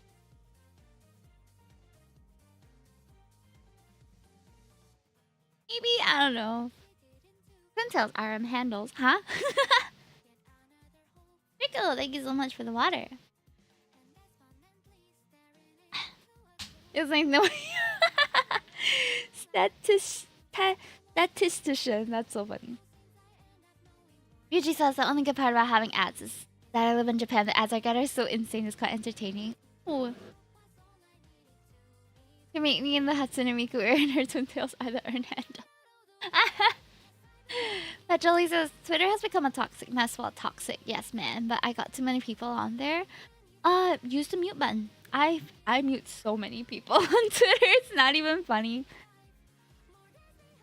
I feel a little bit bad sometimes, but at the same time, you create your own space. Curate your own space. Those options are there for a reason, you know? Only 800 points away from the 10k redeem. I've been waiting for that for so long. Oh my goodness. Oh, I just recently discovered or realized that someone blocked me on Twitter. And I think I know what I did. But it was a really silly thing. Shinji, thank you for the wave. So I was looking at this artist's work and I thought her work was really cute, so I went to her profile. And now Twitter, even though you are blocked, if their profile is public, you can see what they post. You just can't interact. So I was just scrolling and I was like, huh, what did I do to them? What happened that could have possibly... Because I feel like I've never interacted with them before. Until I remember that I kind of made a meme out of their situation a while back. This happened last year, or like the year before. There was this artist who was really pissed off and claiming that someone stole her emote base and like traced it and made an emote exactly like hers. And it was one where it was like the character hugging the thumb or the finger, like a big finger. It's a cute little emote when you're just like resting your head on this palm of someone's hand. I can't remember exactly how it looks like. But I remember that becoming a trend on Twitter because people were creating bases, making their own versions of the emote. Because emotes work this way, right? Where you have popular emotes that become mainstream and then people start so-called copying it or creating emotes that look like that. The polite thing to do would be to ask the person who originally created this unique emote, new and unique emote, whether it's okay to replicate it. But once it gets popular enough, permission isn't really necessary anymore. Do you know what I mean? You can't blame people for making high and raid emotes because they've been around for a long time. Even if you were the first person to create a raid emote in a certain style, unless they're really chasing over your work, artists are allowed to replicate the idea of that, especially if it's a client's work. So another girl basically put on Twitter that, hey, this artist is accusing me of copying her work. I didn't trace it. I was just fulfilling the client's order that she wanted an emote like that. And most of the time, that's fine because we get emote commissions all the time. I get emote commissions and people send me references to use. Of course, I'll try to change up the emote to make it look a bit more accurate to what I would draw. But there's only so much you can do to make a high emote look uniquely like a high emote, or to make a raid emote look uniquely like a raid emote, if that makes sense. The concept is the same, so there is not going to be a lot of variety in how it's presented. Same as a head pat emote. You can only do so many ways for a head pat emote for it to look unique. It'll still have the same general idea. But this artist was not happy that her original idea, so-called, was now popularized. And people were asking for emotes that looked like this, with the little face resting in somebody's hand. So everybody was making their own versions of it. I will say that it's petty, but I was just fulfilling a demand. And I didn't even profit from it, okay? I didn't even sell the base. I just put it out for free because I saw that a lot of people seemed to want an emote similar to that. And I didn't trace either. I came up with my own original base for it, and I just let people use it. So she must have seen that and wasn't very happy that I was adding to the trend of so-called copying the emote pose, and that's why I got blocked, which is fine. Because she doubled down when people were... there were a lot of people who were being Twitter people and going like, oh, you know, you can't copyright an emote. They didn't even trace from you and all that, which is valid, but you could have said it nicely. But there were also a lot of people who were gently telling her that they don't agree with that. That you can't really copyright an emote post because eventually people are going to replicate it if they like it. So I guess because I contributed to that trend, fulfilling the demand for that emote style, that she wasn't happy with me and she blocked me. It's just okay. I don't know the person, she doesn't know me. If we ever meet in real life, I don't think it would be awkward. But yeah, at the end of the day, you curate your own space. She had the right to block me, and that's fine. I'm okay with that. And you have the right to block whoever you want and mute whoever you want too. So exercise that right. Don't feel like you're obliged to take everyone's timeline bullshit when it's not the vibe, you know? I'm not saying everyone's timeline stuff is bullshit, but you know, most of it is quite fun. But some people are very prone to just posting hot takes, and after a while you just don't want to hear about it anymore for a period of time, then use the mute. They have all those options for you. Until Elon makes weird changes again. He's it's been a ride and a half being on Twitter over these years where Elon Musk has been in charge. It used to be better, if I'm being honest. It still used to be better. Instagram comment sections are always so odd. Social media in general is very strange. People feel emboldened when they aren't tied to their own identity. And you know what? Facebook has probably proven that some people don't even care if their comments are tied to their identity or not. They just want to say things, and without really thinking about whether it affects other people or whether it even makes sense. But I think it's a really interesting learning ground to see where people stand on certain things and their reasoning for it, as ridiculous as it may be. And of course, we'll have people to counter it, who take the effort to counter it. I usually don't involve myself in Facebook or Instagram comments that I don't agree with. If it's on my page, I just hide it or delete the comment. It's the definition of this Chinese saying called 吃饱没事做, which means you eat finish and you have nothing better to do. So you just go online with your little tippy taps, some of these people, and they just say things that don't really say things, or say things that reflect badly on their character, and think it's alright to say it for some reason. And you're like, alright. I used to have a lot of friends on Twitter. Now I don't even recognize it, and I just use it when I need to. I still have a lot of friends on Twitter, but I've never had to use the block and mute button as much as I've had to in recent years. That's for sure. I will say though, a lot of people are just on there to rage bait, because you know why? If you get a big reaction, you still get engagement. There is this one particular VTuber who comes up now and then. Earlier last year, it was because she said someone stole her design, and then this year it's because she said that watching the election in the US was entertaining, and that did not go over well with a lot of people. But the thing is, it's kind of, I don't know whether it was a genuine comment or whether it was feigning ignorance in order to exchange it for engagement. But it happens, you know, people pull that because it brings in the numbers.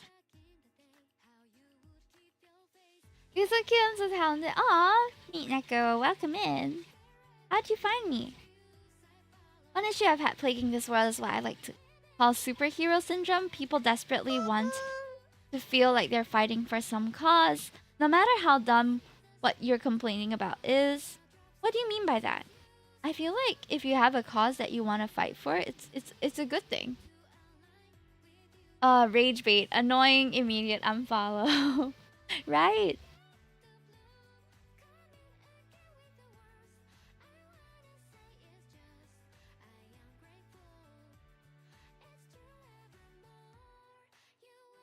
But it happens in every space, and they're still so-called relevant because people keep replying to them. So whenever it comes to rage bait, I just disengage. I really only repost and talk about things that I feel genuinely concerned about, but most of the time I try to reply directly too.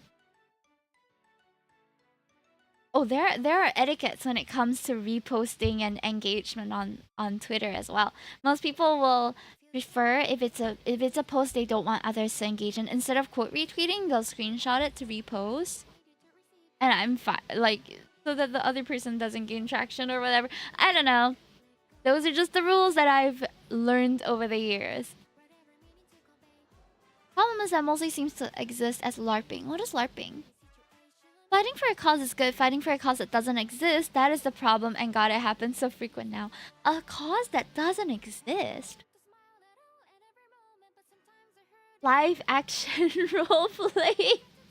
Oh wait, that's the one where you live out as the character, right?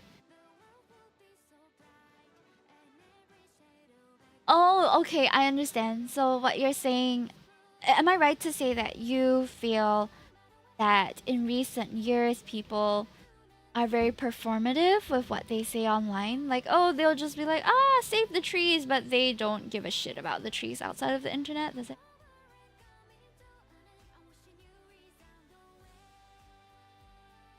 But the thing is, I also feel like English as a language is very nuanced.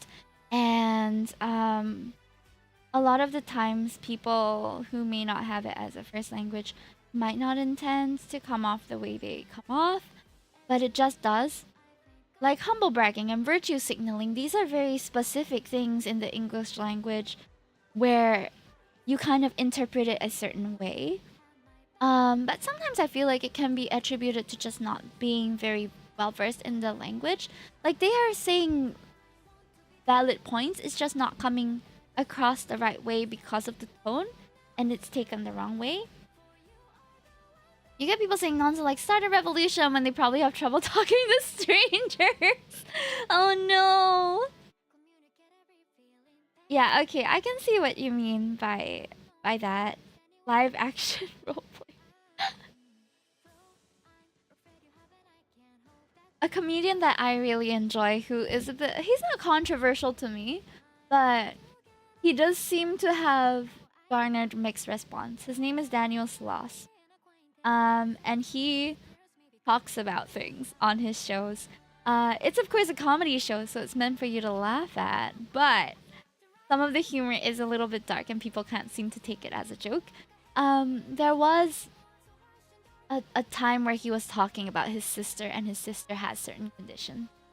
And when he talked about her and her disabilities, people in the audience were responding like, "Oh, why would you say that?"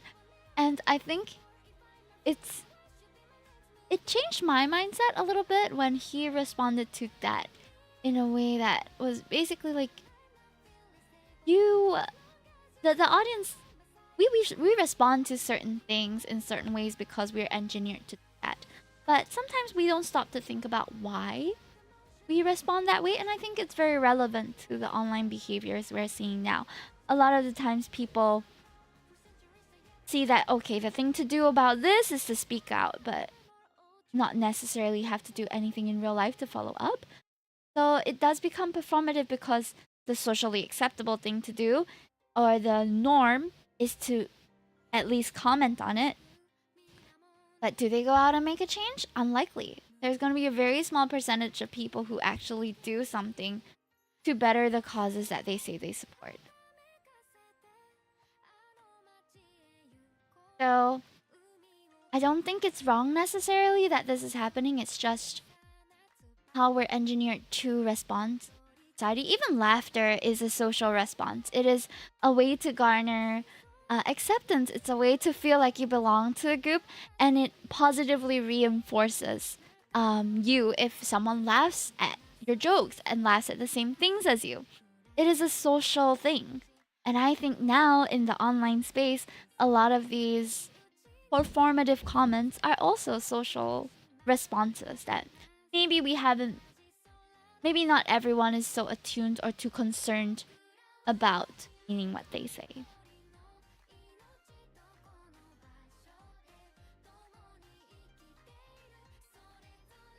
Yeah, but did you know if laughter is a vehicle in which you can get, it's like positive feedback to social acceptance.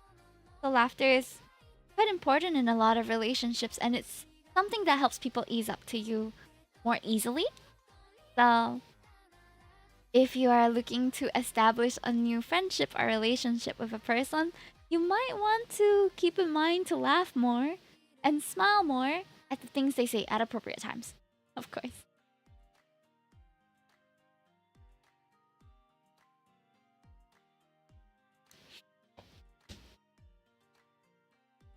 Ryuji says another syndrome plaguing the world is nurse syndrome, but then we will be going on about romantic relationships and such. Nurse syndrome? I've never heard of nurse syndrome. From what I know, nurses are very tired, underpaid, and work to the bone. And we should really appreciate them more. I haven't gone to a hospital in a long time. I haven't had the need to. That's a blessing. But they work hard. I have friends who are nurses, and it's rough out there. It really is. Global shortage of nurses, apparently. I wouldn't be surprised. It can be a very thankless job, if we're being honest. A lot of essential working jobs are very thankless. Like nursing, teaching sometimes. Teaching, I would say, is even more appreciated in certain countries. In some countries, they're definitely underpaid and undercompensated. But in Singapore, at least, I feel like teachers are compensated, or at least enough for a lot of them to stay for a long time. You know what I mean? So teaching, nursing, construction is risky and a bit thankless. The type of person who approaches dating with the mindset of I can fix them? Really? I feel like that has been, I feel like that's been a bit more remedied nowadays compared to maybe in the past when we didn't really have a lot of resources on toxic relationships. I learned how to I learned how to manage my relationships through experience, which is the worst way to do it. Because you experience the heartbreak and the difficulties and face your own toxicities firsthand. But because I didn't really have a lot of resources when I was dating or started dating, I feel like that's just how I ended up learning how to manage my relationships. I think that relationship management is something that all of us can work on. And there's always gonna be a way to work on it. As long as there's someone else involved who is as complex, as intricately made as you are, with their own nuances, their own preferences that are constantly changing too. Relationships are always gonna be difficult. Or not always, but there's always gonna be some adjustment that needs to be accommodated, especially if you're dedicating yourself to someone for an entire lifetime. This Rexo, in my opinion, that I can fix them isn't a mentality for dating, nor is it appropriate to start a relationship aiming to change another person. Absolutely not. But what is more common, and that I think a lot of people step into relationships without really considering, is that you are in love with the idea of a person, in the potential of a person, instead of loving the person for who they are in the moment. Where you kind of hope that eventually down the line they're gonna become a certain person that they may not be in the moment. Like, oh, don't worry about this temper problem. Eventually we'll work on it together. He'll grow out of it. It's possible, but it's not likely. At the same time, it's really hard to define exactly. There's a difference between being accommodating and working together on a relationship to being toxic to being overly giving. You know? And it's very, very hard to find that balance because it's very situational. It depends on the two people and their dynamic and how they started off, where they're going, whether they're on the same page even. It's hard. It's hard. Relationships are hard. Romantic ones, especially committed ones, especially. Ryuji says, I like to believe most of the time I see someone saying I can fix them, they're joking, but it's getting harder to believe that. I feel like it's being used as a joke. Would you rather your friend go, I can fix them, or they can fix me? Either way is not very healthy. For me, I would approach it as, no matter what new relationship you're going into, there's going to be some areas where where there's incompatibility. There's going to be some areas where you're going to have to work on yourself and the other person's going to have to work on themselves. You can volunteer yourself as an assistant to that journey, but you shouldn't be the driver for it. Everyone should be aiming to be better versions of themselves, in my opinion. Especially if another person is involved in your life, then you should be trying to meet them in an acceptable place. In the first place, if they had a lot of unacceptable traits, you shouldn't be dating them. But those things don't always show themselves at the start of a relationship. So time and communication is key to what I think will be a successful relationship. Like you have to put in the work. Especially if you know that, I mean, everyone's going through stuff, right? And you're going to have to invest in the relationship and also continue working on yourself at the same time.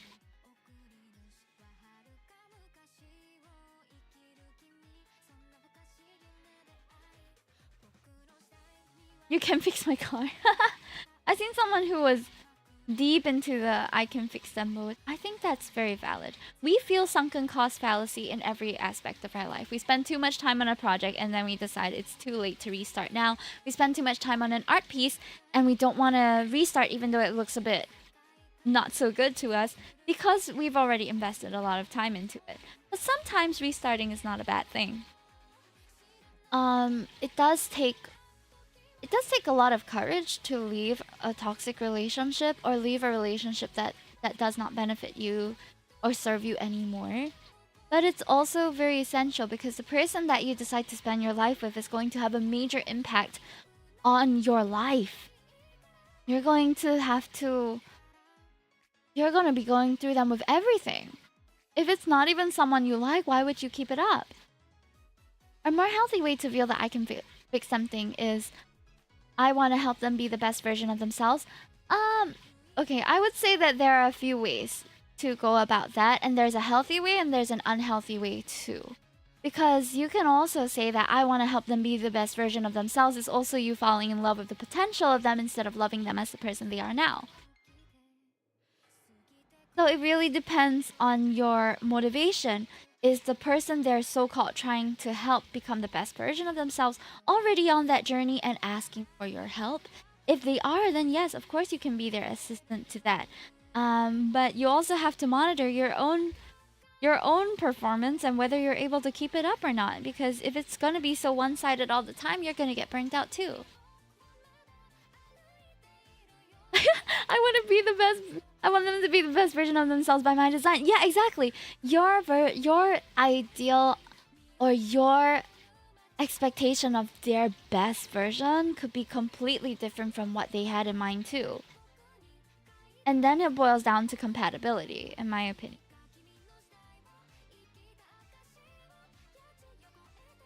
A partner that wants to support you be a better is nice. I could end up accidentally becoming too pushy, which is hard to know when's too far. Oh yeah, communication is hard in a lot of societies where then. So I also recently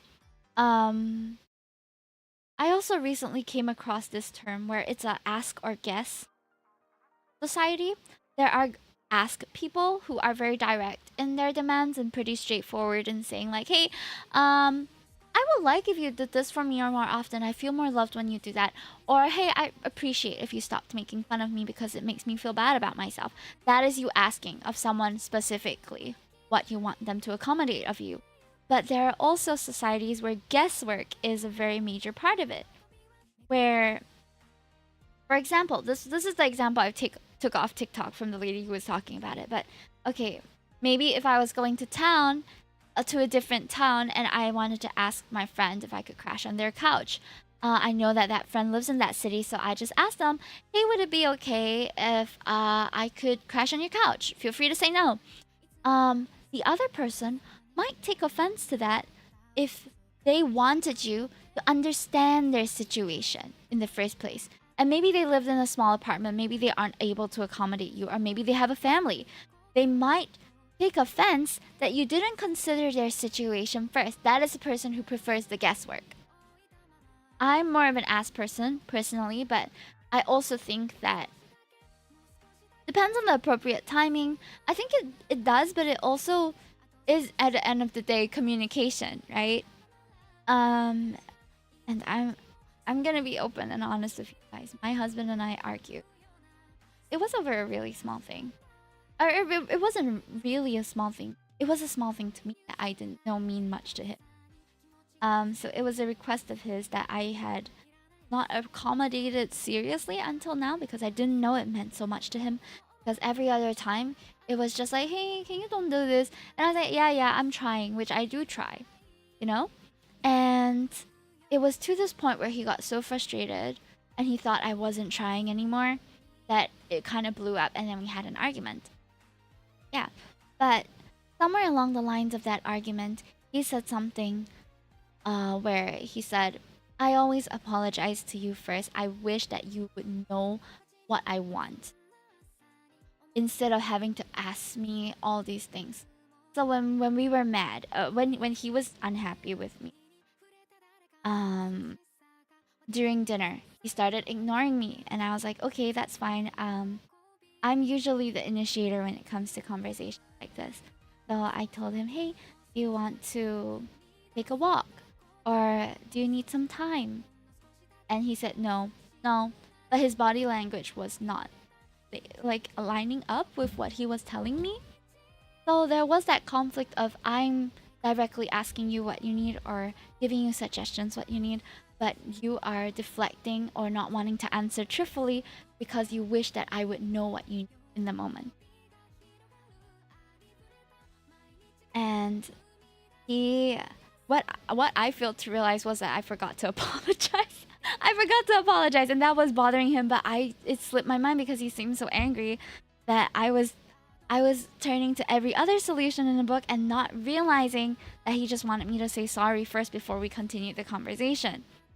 So this continued until we got home, and eventually I had to initiate again and ask, I don't know what you wanted of me because I tried all these other things already. I asked if you needed a walk. I asked if you needed some time. I asked all these things. And I didn't know what you want. Then what happened was he told me, don't you realize that whenever we argue and you're upset that I did something wrong, that I will apologize to you first? And then I thought about it and I said, yeah, I think you do that. Did I forget to?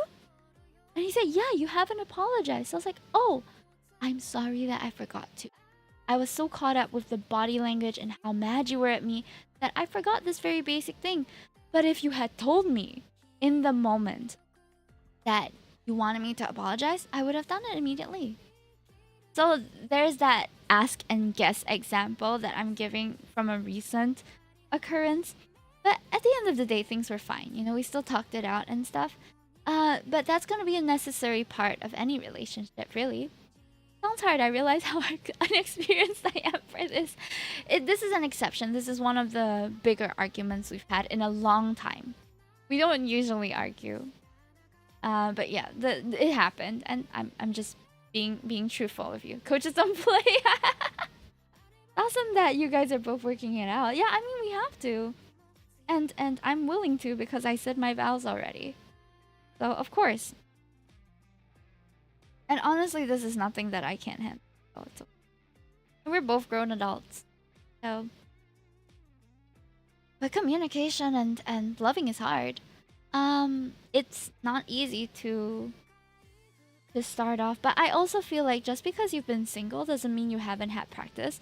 I've had a lot of friends who were not very good communicators also, and I was a very bad communicator when I was younger, and I learned through my friends. I was blessed with friends who were very direct and who taught me how they wanted to be communicated with. And in that, because of that, I was a bit more aware that there are different people who may or may not appreciate the way that I argue with them. It depends on the person, and you adjust accordingly, you know? And I'm still friends with those people at the end of the day. The relationships that I was in came and went. The communication wasn't necessarily bad. It was sometimes circumstantial, sometimes because it was a complete deal breaker for me. I've had 2 exes cheat on me, which for me is a deal breaker. Like, I immediately lose all sense of love, nostalgia, positive feelings towards a person if they cheat. But that's my personal deal breaker. And it is a deal breaker for many, but not for all. So I'm not gonna judge someone who stays in their marriage because because their partner cheated on them. Because if it's within their capabilities to forgive their partner and move forward with them, then it's not my part to say that you shouldn't be together. It's your relationship, not mine. I would personally say that I would leave, but that's just me, you know? Not my circus, not my monkeys. Welcome in, Kaka. 666.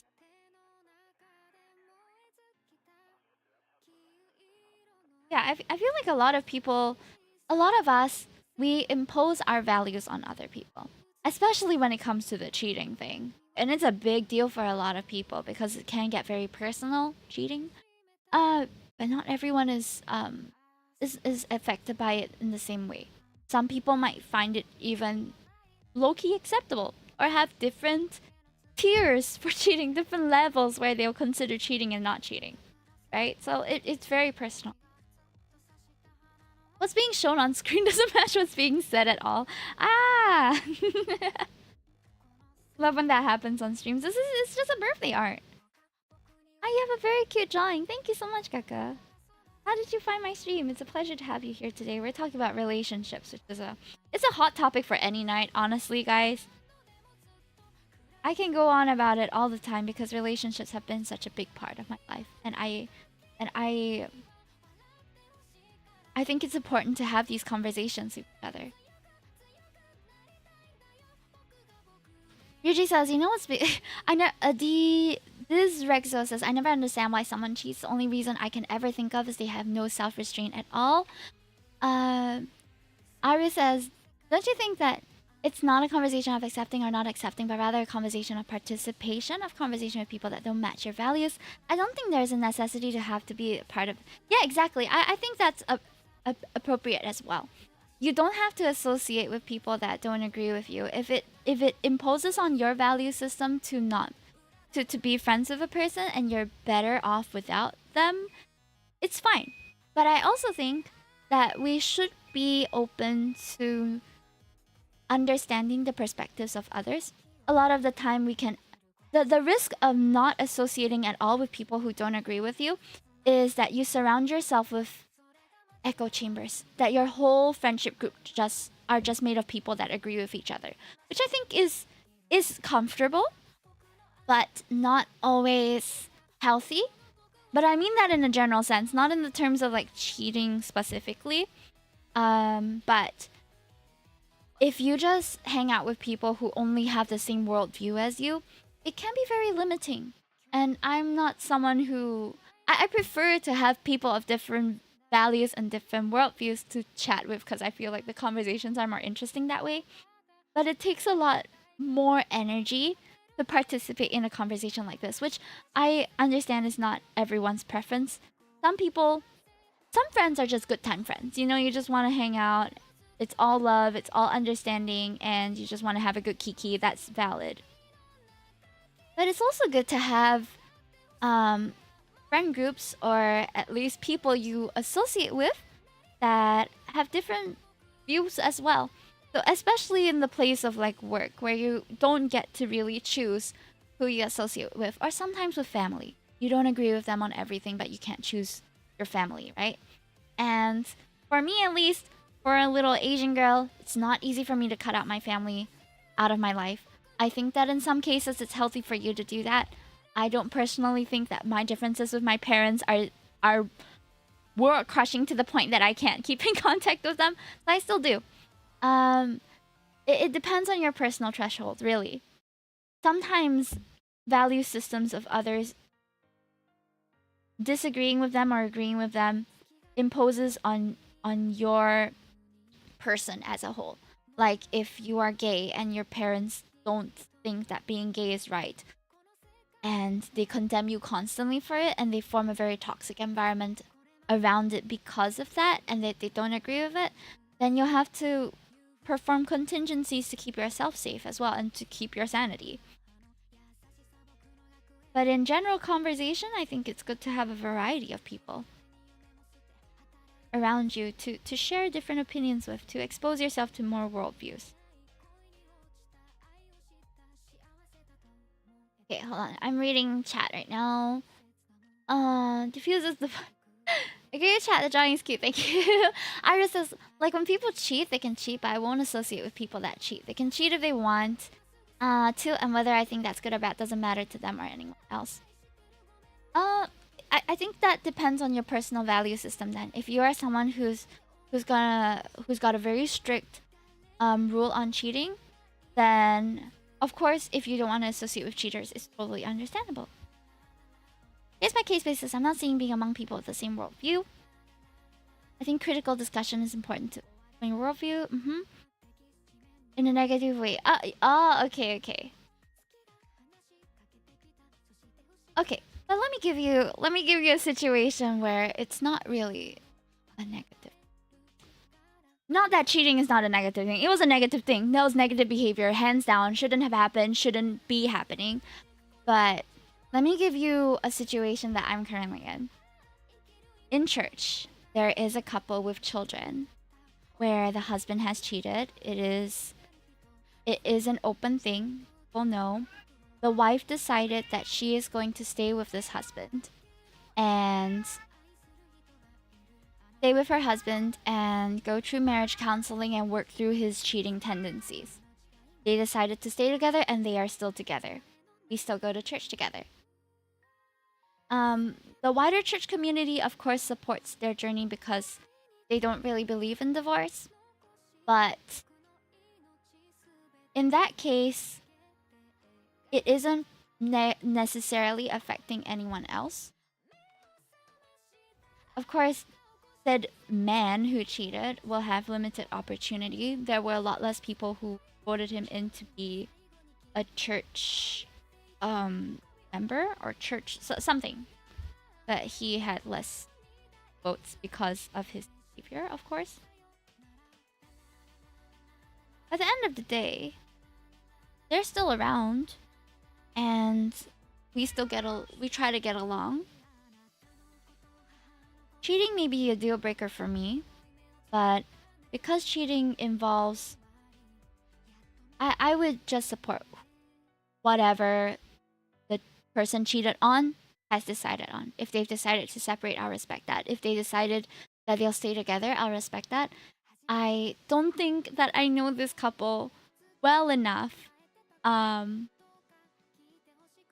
for me to remove myself from the whole situation and all that.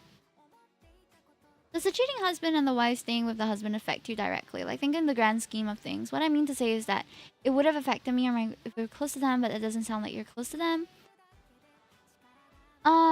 If my friend cheats, I would not agree with what they did. And if they are regretful of it, then I might still stay friends with them. It's not me who cheated, and I don't agree with the action, but how do I put it? I feel like if you feel very strongly about cheating, then you might cut off every cheater that you find in your life. But I've come to realize, as someone who has been cheated on twice now, not in my current relationship, in previous relationships which afterwards ended immediately, cheating is situational, yes. I'm not saying that I'm justifying the action, but personally, I think it might be a personality problem. Okay? Because I've said this on stream before, there are going to be people who will never cheat no matter how bad things get. And there are going to be people who cheat no matter how good things are. I don't know the specific root cause of cheating, but I also know that you can cheat on someone even if you love them. It's a shitty thing. But some people are able to do that. They can love their partners and still end up cheating for whatever reason. Could be for coping. It could be a vice like smoking or drinking. People also turn to unhealthy means of coping in that way. And I'm not saying that it's justified. It's definitely hurtful, but so is every other thing that people use to cope, right? If a partner is a frequent gambler or a frequent smoker or a frequent drinker and it's starting to affect their relationship negatively, it's also a bad thing. I feel like more than just cheating can have the same negative effect. I cheat on my diet. So for me, I take it that cheating is one of those vices that can definitely be weaned off and can be worked on. Replacing a bad thing with another bad thing. Look, I've never had a problem with drugs, with smoking, with drinking, or cheating. So I don't understand what it's like to be in a difficult position and to have that. The entire premise of this conversation bothers me because it builds upon the prerequisite that cheating can even be an option. Use an extreme example. Replace cheating in this conversation with drugs or even murder. Murder is irreversible. Cheating is also irreversible, but therapy for some couples can work through it. I've seen couples who so-called overcome cheating. It's not really overcoming, it's more of a reset in the relationship. But that's a whole different conversation for another day. No, I don't think you understand where I'm coming from. You can't bring a person back to life, but you can restore a relationship. Does that make sense? You wouldn't charge a murderer the same way you would charge a cheater if cheating was a crime. You can uncheat the person, yes, but the person is still alive and they can still work through it, or you can work on yourself. I'm not saying that... I basically don't think that cheaters should be put to death. Does that make sense? I don't think it's the same... I'm attacking your argument. There's a better way for you to bring this argument. Okay. Which is fine. You have a very strong opinion on cheating, and that's alright. I really dislike cheating, and it's an instant... Yet, same as Ryuji, it's an instant deal breaker for me. It's not going to be a deal breaker for everybody, and I just respect that if you decide to forgive the person, that's on you. I personally can't forgive my partner if they cheat on me. But if someone else cheats on their partner and they decide to work through it together, it's none of my business. It's none of my business.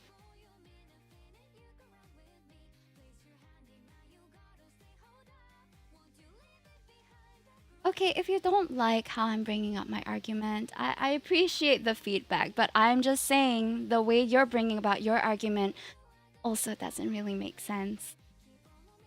And compare cheating to... Exactly! So, that's just what I'm saying.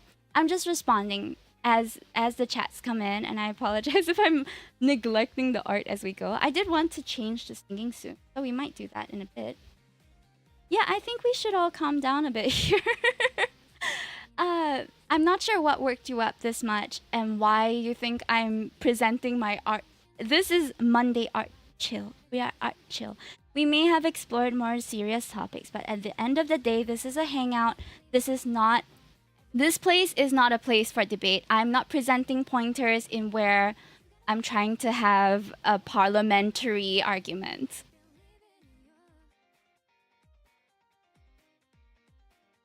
So in case that wasn't clear, this is the vibe here. We're chilling. Exploring drawing facial expressions today. Ooh, nice. Anxiety, welcome in. Sorry, you said change topics as I was writing. I don't think we need to change the topic. I just think we should chill. I'm not trying to elevate anything. I'm not worked up at all. I just type like this. Sorry, let's end this here then. Oh, you type like an attorney. It does come across a little bit aggressive, but it's okay. I'll take your word for it. Sounds good. Get blue pen. Wait, what's blue pen? What's your favorite cereal? Oh, I love Banana Nut Crunch by Great Grains. It's one of the more expensive ones. I've recently found some replacements for it, if that makes sense. Like I found another cereal that it also has dried banana bits and like the cereal texture that I like. Oh, I just had a Cocoa Crunch bar earlier this morning. I bought it. I realized it's too sweet for me though. The Cocoa Crunch bar in particular. The Cocoa Crunch cereal is delicious. The bar, on the other hand, is so sweet. And I don't know if it's just my old lady taste buds kicking in, but oh man, those things are so sweet. Never heard of the bar? Okay, hold on. Let me see if I can find a photo after this. Probably doesn't exist here. I think there should be. Hold on. Let me look for it.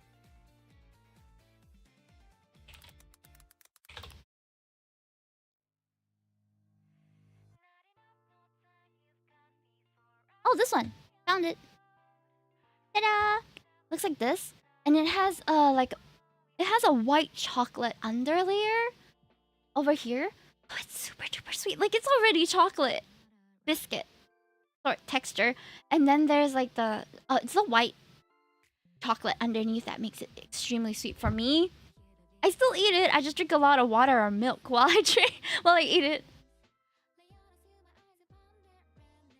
Oh, you live in Southeast Asia. Oh, you lived in Southeast Asia. Ah. Oh, is it like the Milo bars? I have Milo cereal bar. Yeah, these are also extremely sweet. I think they just took the same idea. Because it's also white chocolate at the bottom, which is like, bro, it's so sweet, dude. I would crush it up and put it inside a bowl. It would add, the chocolate would add a little extra sweetness to the milk. I think it'd be nice. Maybe we'll try it one day. We'll just crush up a Milo bar or crush up a Cocoa Crunch bar and have it in milk. Maybe that'll be my favorite cereal. Not the conventional cereal. You gotta mix it and do a little hands-on for it to be my favorite. I used to not like cereals growing up, but I ate a lot of it because of the dang commercials. Really? I think, oh my gosh. Do you remember when Kellogg's, the whole so-called investigation and research is the word.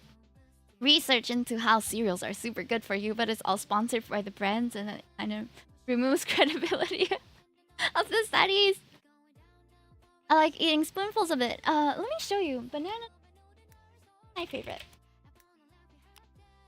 This one. It has little banana bits in there, which are delicious. It almost tastes like granola. I like a bit of a chewiness to it. There's also this cereal, which is really good. I know you asked for my favorite. I just have a lot. Okay. This one. Oreo O's. But specifically the ones with marshmallows, not the ones with just white pieces. I like this ones, the one with the little marshmallow bits. They're so good. I think they're freeze-dried marshmallows. It's kind of like Lucky Stars, but without the Fruit Loopy taste because it's all just Oreo taste. I prefer a pretty, like a standard flavor, you know what I mean? Fruit Loops is yummy, but confusing my tongue sometimes. I prefer, I think when I crave things, I usually prefer like specific things. I want Oreo O's, or I want Cocoa Crunch, or I want Milo. I never go, I want a mix of cereals. I want Fruit Loops. I want the whole variety. But that's just me. I don't really crave variety. I crave singular specific taste. Cereal documentaries? Have there been documentaries on cereal? That's crazy. Oh, I have not tried Cocoa Crunch mixed with Frosties. What does that taste like? I've never mixed my cereals in my life. Except with milk, I guess. Here's the important one. Cereal first or milk first? I put the cereal first, but I just prefer the cereal to be completely submerged in the milk. That's just my preference. I also feel like it's a bit easier to put the cereal first and then fill up the gaps with the water than with the milk than the other way around. Cereal craving now. Oh man, should we eat a bowl of cereal together, chat? I think I have some cereal in my pantry. I feel like eating spoonfuls of it or adding to vanilla ice cream. Oh yeah, cereal makes for really good ice cream toppings. To me, I like it. That's true for most US food stuff. Oof. Tastes like Cocoa Crunch mixed with Frosties. Man. Not water, not water. I meant to say milk. I've never tried cereal with water. Maybe I'll try it with that Cocoa Crunch bar since it was so damn sweet. Oh, I recently had what do you call it? I'm gonna transition over to our karaoke screen in a bit. But I recently tried what do you call it? The Luckin Coffee Chocolate Milk, and it is like liquid brownie, bro. It is so sweet. It was so gao. I couldn't I couldn't stand the taste of it.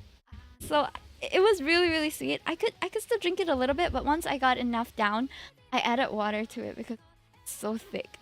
Have you ever had a Shake Shack milkshake? It was like maybe 70% Shake Shack milkshake thickness. I don't know if you know what I mean, but the first time I had Shake Shack milkshake, I thought I was drinking liquid ice cream because it was so thick. So gao. And it was delicious. It was just the thick kind of liquid is not really my kind of preference when it comes to texture. So I didn't really like the texture. Shake Shack is different based on country. Oh, is it like the menu wise or the taste? I would think it's true for most fast food that it would taste different in the different countries just because of the accessibility to ingredients, probably. I don't know. I don't run a food chain. When I tried a smoothie in the US and Japan and Singapore, it's pretty different. I'm not surprised though that they don't keep it consistent throughout. They just let their ice cream melt and scam people out of their money. Oh, speaking of scams, have you guys? There was a huge, not really huge, but there was a what do you call it? A controversy that time because of Bread Talk, or was it Bread Talk or another bread brand where they were like, oh yes, homemade soy milk, and then someone saw them just pouring out Yo's soy milk into the cup. And they were like, what the heck? I thought this was home brewed, but this is just repackaged. The other day as well, at a different establishment, like a cafe, I think it was in Dobigot. I can't remember the name of it. But this cafe had something on the menu called super chocolate something. Super chocolate something. But when you looked in through the counter, you could still see that they pasted over a Milo tea. You could see the green peeking out behind the purple sticker that they pasted over to make it super chocolate something. It's just Milo, bro. I just realized this is a Singapore stream, and I thought you were Japanese. Yeah, so it was super Milo actually, but they probably didn't have the rights to use Milo in their menu for whatever reason. I don't think that's a thing, right? Is there a reason why certain establishments can't use certain brand names? Oh, I'm Japanese. I lived in Singapore for 5 years. Oh, that's awesome. How have you found the culture difference so far? Holy cow, I'm Asian too. Are you all my neighbors? This is I do have the Singapore tag and Asian tag, so I don't know how you guys came in, but maybe the algorithm was like, this person watches a lot of Singapore/Asian streamers, so therefore I'm gonna recommend this person. I just realized that a lot of you are new viewers. Hi. Thanks for sticking around, by the way. I hope it's been an engaging time with you guys, that you've been enjoying the stream so far. Not every stream is like that. Today I'm in a bit more of a yappy mood. Most of the time we're a little more silly, and if I'm playing games, I'm screaming half the time. So, welcome in. If you have any questions about me, I have a website at... Oops! Blah, blah, blah, blah. I have a website as well as an ongoing contest if anyone's doing art, and a FAQ if you want the sort of abridged version of the website.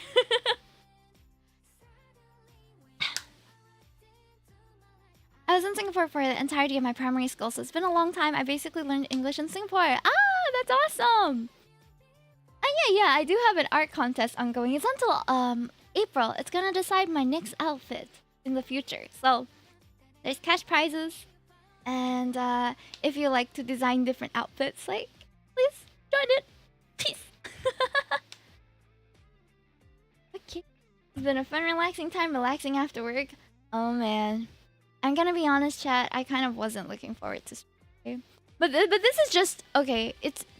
I think because I've done streaming for about 4 years now. This year's gonna be the 5th, and it's kind of become a part of my life, a part of the daily grind a little bit too, which I enjoy this more than work any day for sure.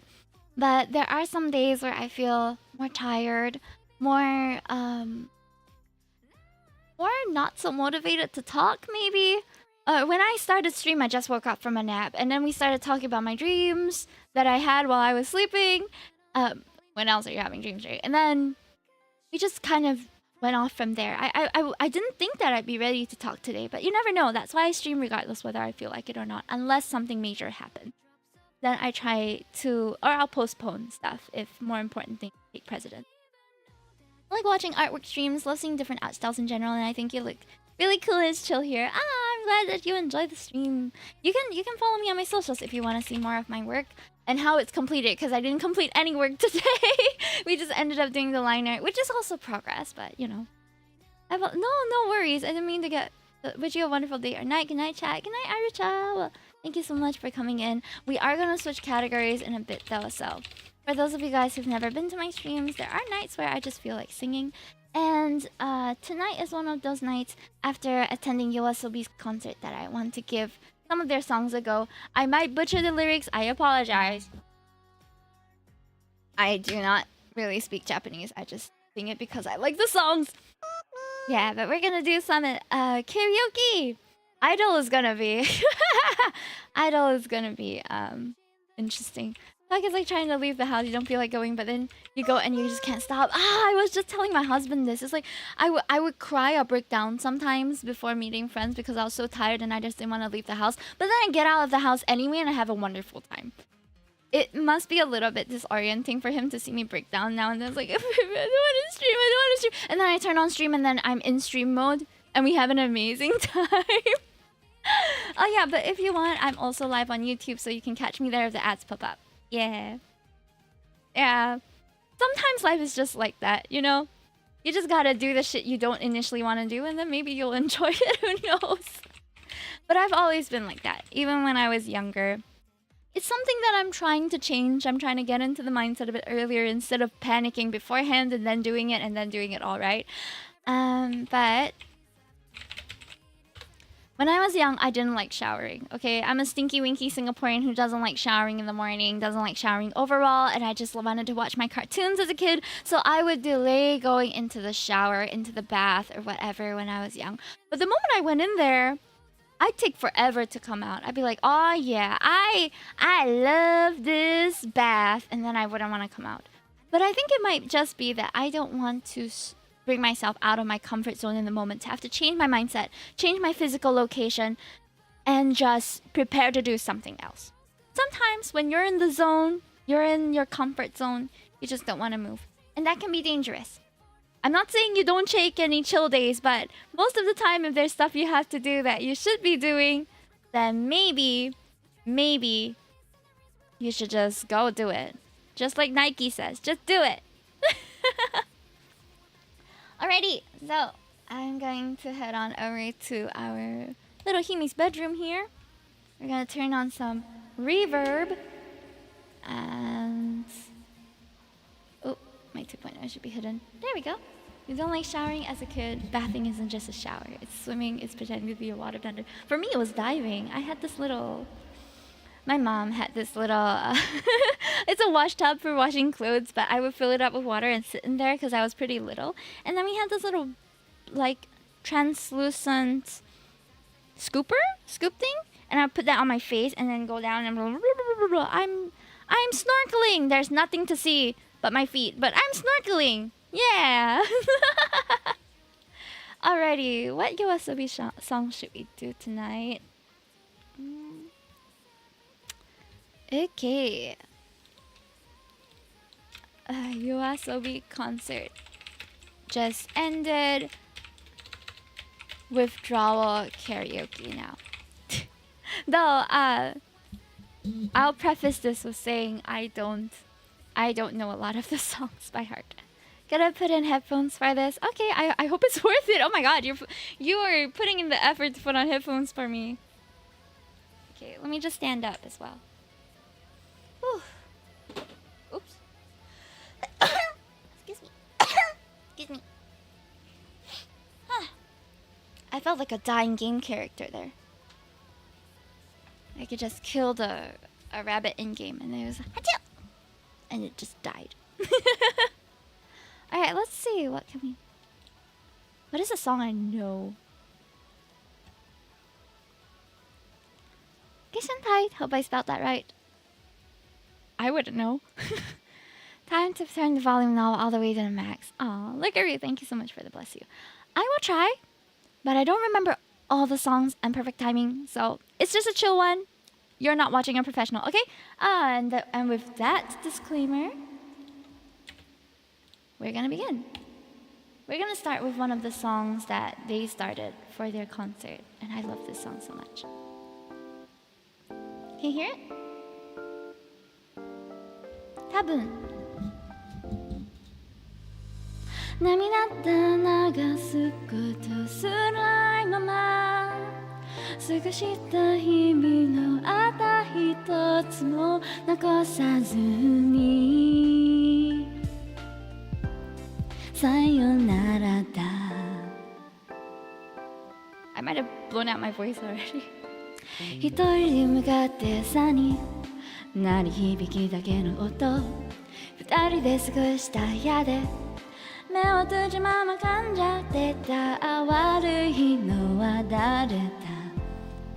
わかんないよ誰のせいでもない多分僕らなんてだってきっとそうなんだってきっとさよならと共に終わるだけなんだ仕方がないよきっとお帰り思いはずこぼれた言葉は違うな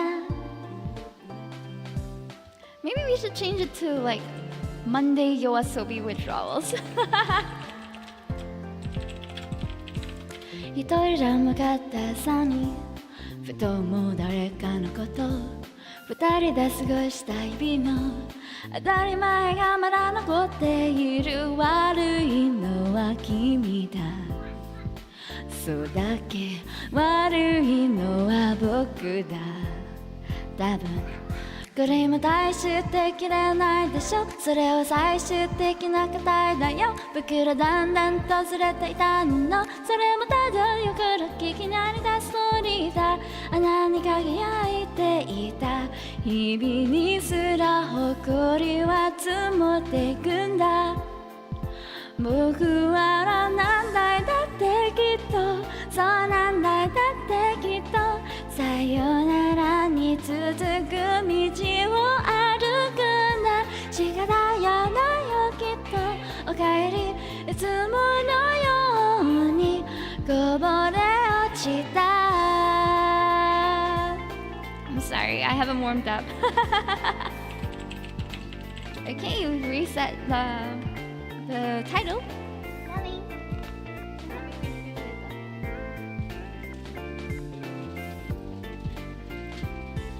分かり合えないことなんてさいくらでもあるんだきっと全てを許し合えるわけじゃないからただ優しさの日々を辛い日々と感じてしまったのなら戻れないから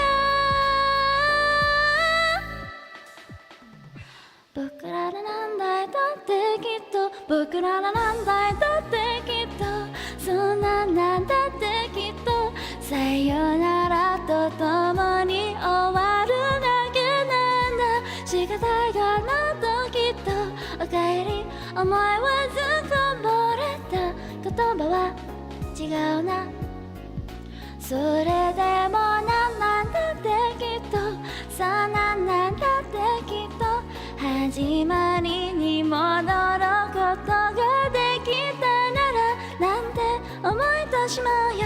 おかえりとかがずこぼれたこぼんのみ笑った少し冷えた朝ら。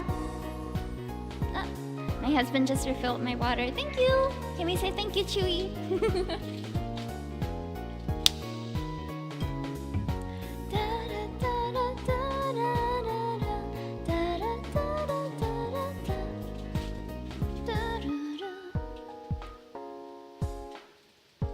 There are lots of YOASOBI songs that I have not sang live yet, so I will try a couple today, but I appreciate if you don't have too high expectations for this.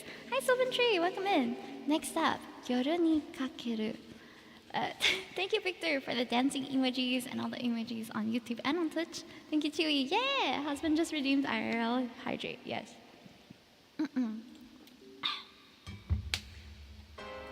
Oops. Okay, I gotta make it a bit. 沈むように溶けてゆくように二人だけの空が広がる夜に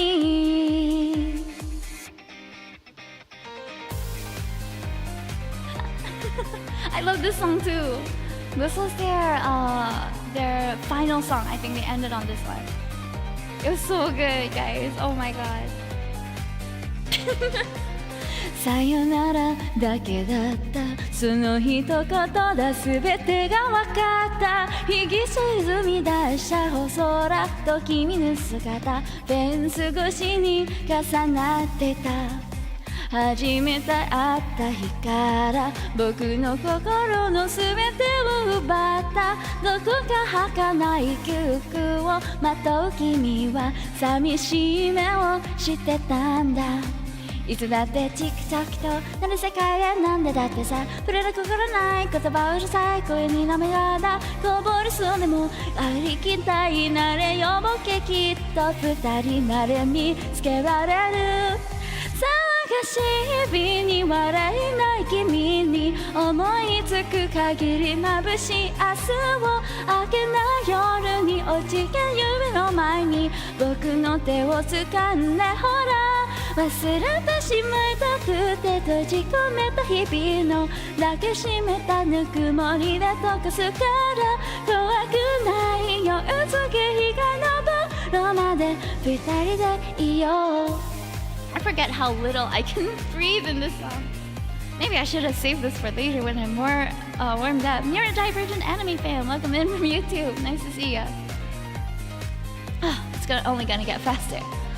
君にしか見えない何かを見つめる君が嫌いだ見とれているかような恋するようなそんな顔が嫌いだ信じたいけど信じらないけどそんなどうしたってきっとこれからだっていつもだってその言葉を受けた泣くよそれでもきっといつかはきっと僕らはきっと分かり合えるさ信じてるよShinji's gotta stay for this one. His name was mentioned. Thank you for the hearts, whoever is sending them on YouTube. And thank you, Yusa. Thank you for the dancing emojis as well. Yeah, he with blankies.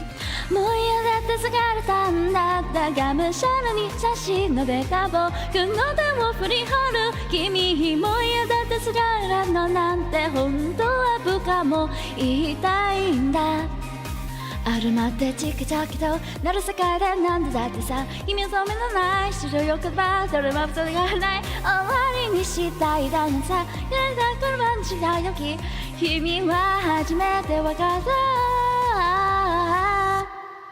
探し日々に笑えなくなっていた僕の目をいつる君は綺麗だ明けない夜にこぼれた涙も君の明けをに溶けてく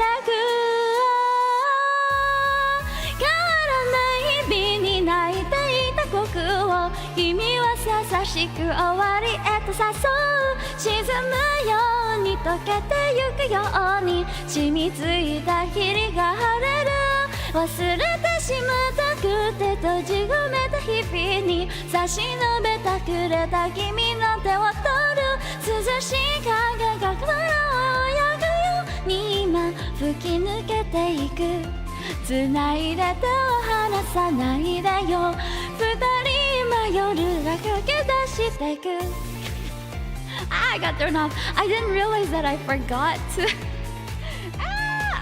to change my stream title on YouTube. I'm sorry for misleading you. But yeah, we're doing music right now. Oops. What I should do is reset my YouTube stream every time that happens. I forgot this thing. What's on the screen called? The song? We sang Yoru ni kakeru. Wait, we should probably do the set list. Hold on. Let me do the set list. So,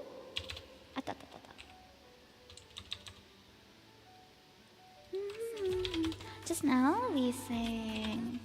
What did we sing? I forgot. Let me go back. Tabun. Oh, my kitties are singing along with me today. Yoru. Okay. Yoru ni kakeru. Okay, there we go. That way people know which ones we've already sang. Okay, do you guys want the, what do you call it? Do you want the special effects where I zoom in and out? Tell me which you prefer, okay? I think it's a bit more engaging, but it's also a bit like, how to say? See, boom! I'm up close now. Okay, we might sing some other songs within the same genre, we shall see. Because next up, I'm gonna be watching Ado in May. She's coming to sing for May, and I'm really looking forward to that. I'm gonna try Idol Don't Kill Me. Hey, meow meow. I'm gonna be... I missed the start. I am not the perfect idol. ごめんなさい。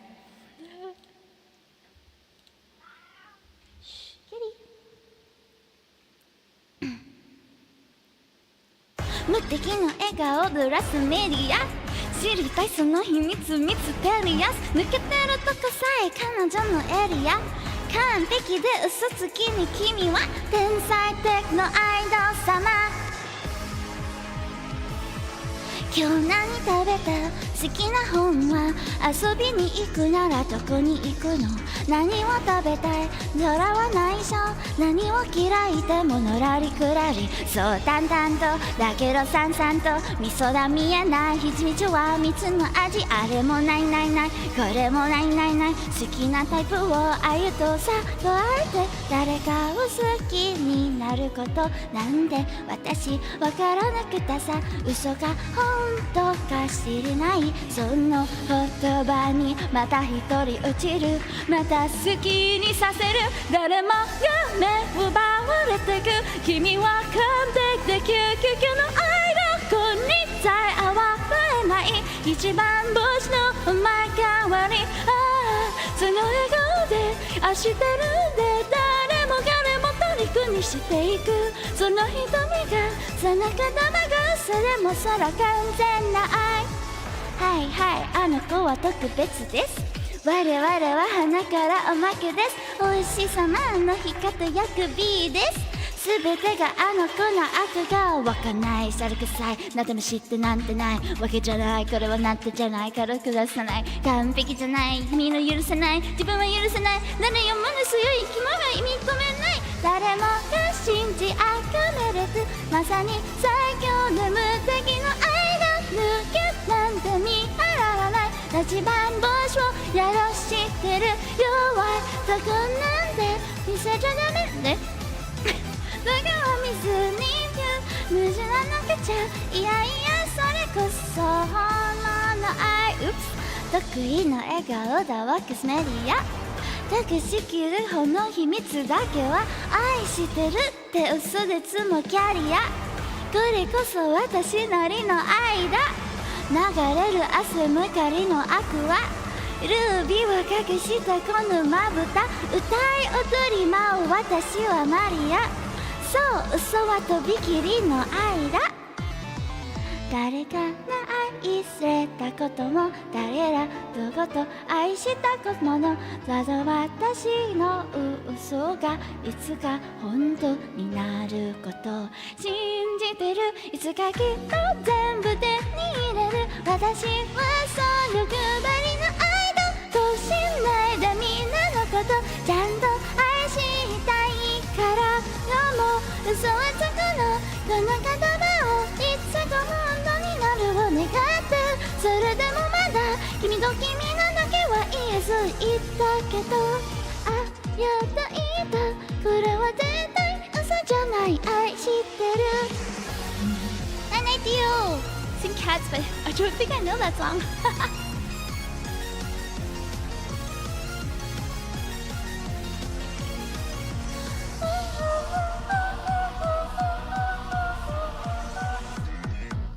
Such a good song. Okay, what else do I know? I don't think I know all of them, but where's the one on? Hold on. I think Future. Is it? Undead?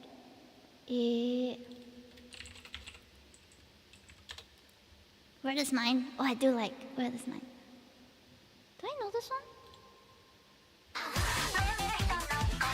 Oh no, I don't know this one. Not Undead. Not Where Is Mine either. Hello Daniel, welcome in. Oh, I know Very Very though. I like this one, it's very cute. It's not very popular, but it's very cute. Let me try. It's the Pokemon one.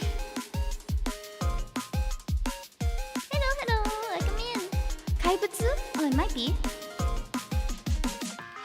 初めましてした日からずっと待っていた炎がこめた炊いたキラキラその目やだって光の見たんだ光がこの大地を歩いて新たな出会いに触れるきっと見つけてせる君系のジュエルその気づいを全部張り合う赤は緑色とりどりだから探したのにより道通わせなが空じゃあ一緒に 3、2、1君が決めた今日は幕が開けた Let me so let me feelドキドキがもう止まられない磨けずる手が一撃をビリビリと今狙い定まってキピーさあピカピカピカ塗り合いの瞬間をかけるのよ5リミリミよビリビリと今君と信じりを君もヒリヒリのリビングをギリギリも楽しみよ銀河クイズ美味しい大人でさ信じにだ誰も今日愛だ袖のものエムルの周りにグレスしやすくいて難しいもんだパスした面白いなる街へ白すぎるすげ知りたいからはハズなら ABC から XYZ I'm sorry, I'm way more familiar with the English version of this because I did a cover on it. It's on my YouTube if you want to check it out. And I also drew art of it, so yeah.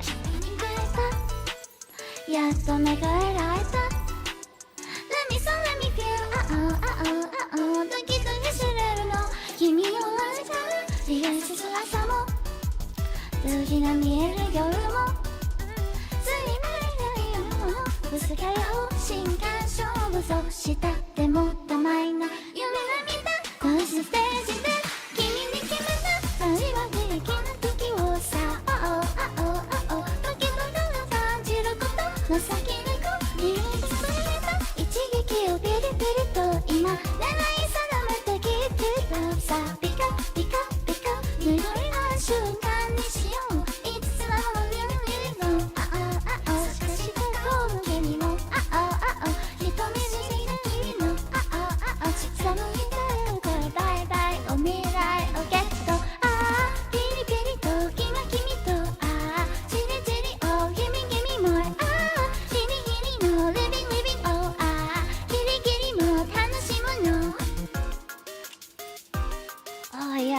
YOASOBI vocalist is super awesome. I love all her different songs. This one in particular is very cute to me.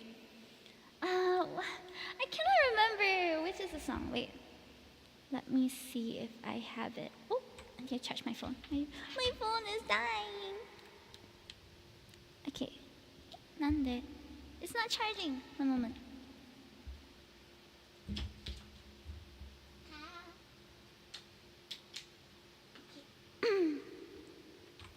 We can try. Oh, this one's gonna be hard though. It's the it's the B-Stars one.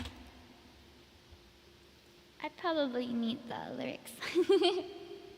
YOASOBI monster. No guide melody? Can I keep up? I don't know if I remember how it goes. Let's try first. If I can't keep up, I'll do the one with the guide melody.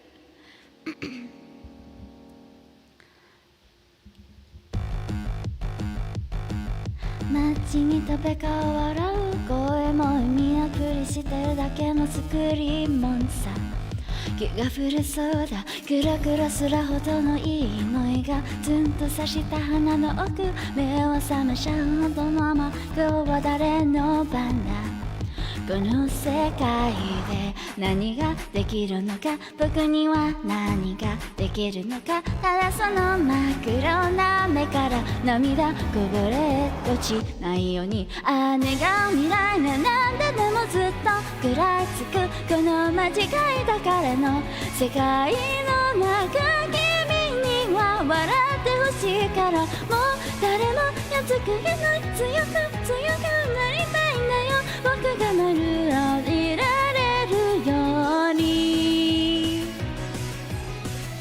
Oh, what did you have to change it to?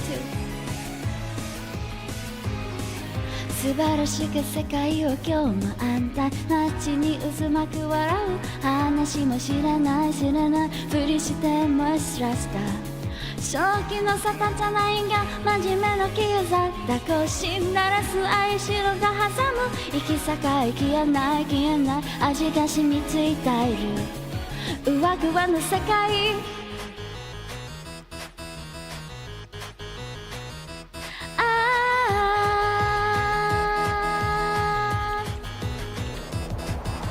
記憶だ修行生きること誰も悲しませずに生きることはみ出さずまさかに生きることそれが間違わないで生きることありのまま生きることが正義が試しくれはの正義が僕のあるべく姿とどまんだ本当の僕は何者なんで教えてくれよI love that emo 教えてくれよ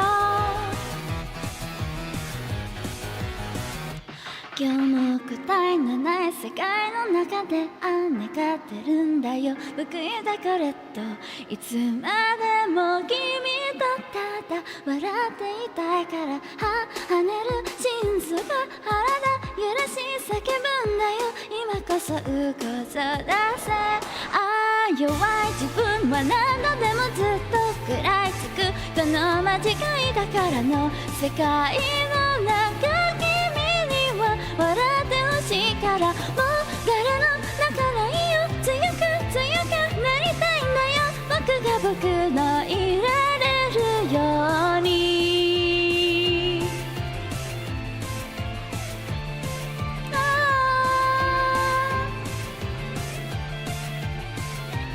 ただ君を守るそのために走るんだよ僕の中の僕をこれる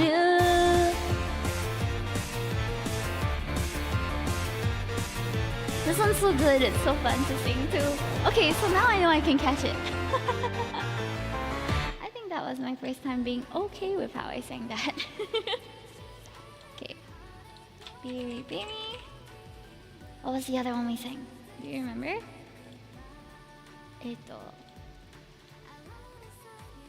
don't? Okay. Right, I got it.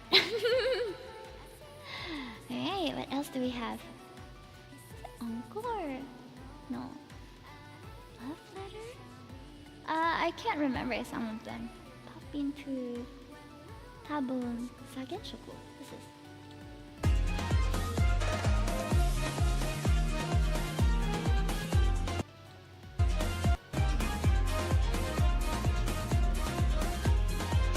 I'm trying to catch some of this song. Did I know this one?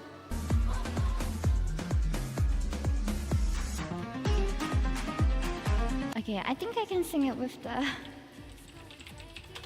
the guide melody. Otherwise, I'll have a bit of it. Oh, it's called RGB? Ah, okay.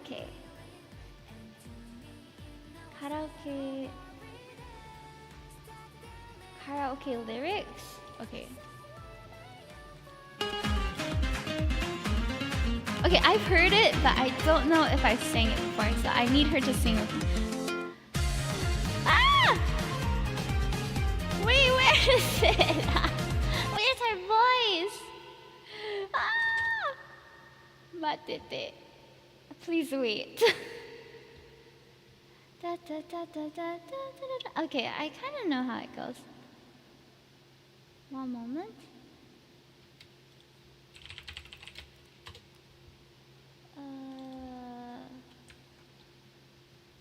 Sorry. Oh, just in time for the ad. Sangen-shoku.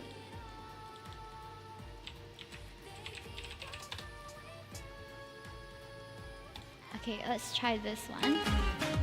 I will try with this one. I think it's a lyric video. どこかで取り上げた物語、僕らもう一度その先へ。誰が半分と離れてしまってもほらすがれている。Okay, I need a recap on how it goes. So I've never sang this one before. それじゃ誰で交わした言葉、あれからいつき朝日も見たんだ。それぞれ暮らしを避けてあの日の続き、再会の日、待ち合わせまでの時間だから、過ぎた夕方日の胸が上がる。あなたの空見上げれば、あの日と同じようにかけるなれないの橋、この後もう一度出たんだよ。僕らつなげていけたんだ。ずっと話したいこと、知りたいことがあってるまでないから、ほら届けて写真を巡る季節に咲かせてて、続く道のその先まで晴れたりさならったりさすぐ結び直してたなら、また会える。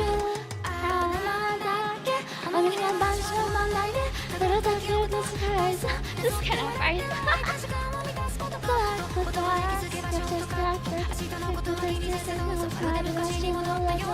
それでも終わってしまったことだけ Yeah, that's super fast.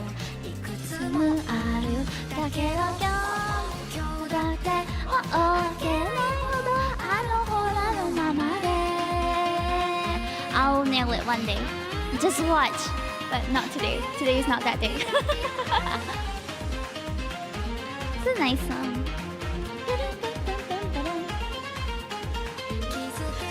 空は白み始め、疲れ果た僕らが旗を触れるほのかな暖かさ、あの人の同じようにそれぞれの日々が消える。あれここまで歩いてきた道はそれぞれ違うけど、同じ朝の日に今さらされなくまた重なり合えたんだ。どこらで途切れた物語、僕らもう一度その先へ話したいこと、伝えたいこと、ダメージを埋めてゆくように、ほらだけどそういうでもいつか見れた明るい日も共に過ごした青い日々も忘れないから消えないから緑が見る夜に会えるから物語を白い朝日から始まった明日 I'll catch it one day. I gotta practice this one more. But thank you for the encouraging words.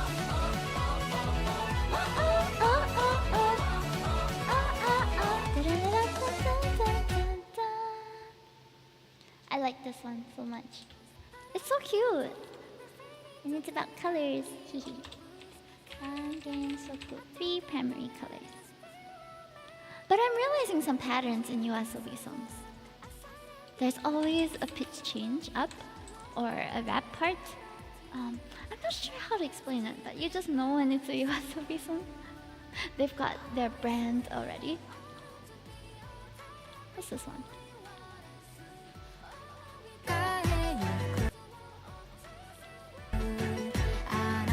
Oh, I think I know this one. Encore? But we'll just try it. Mate. Wait for me. 明日世界は終わるんだって君にはもう会えないんだってまたいつかって手を振ったって叶わないんだよしたんだいで明日世界は終わるんだってそれならのそれならのずっと好きなのならそう Okay, maybe I just know how the start goes. Ah! Hi Destimona, welcome in! 薄暗闇に包まれた見覚えのない場所目を覚ますここは夜の最世界今日で終わる世界 Oh my god, I'm real high! あなたに出会った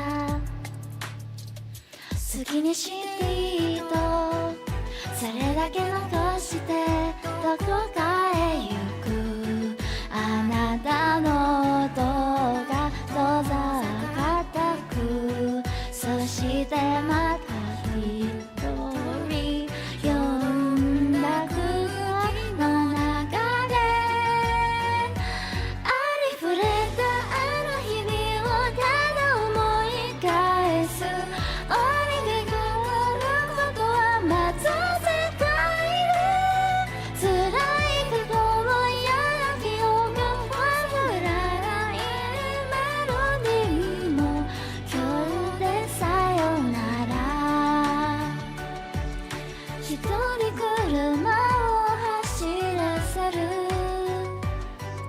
営みの消えた街の中を明日に間も終わるように何を願おう何を祈る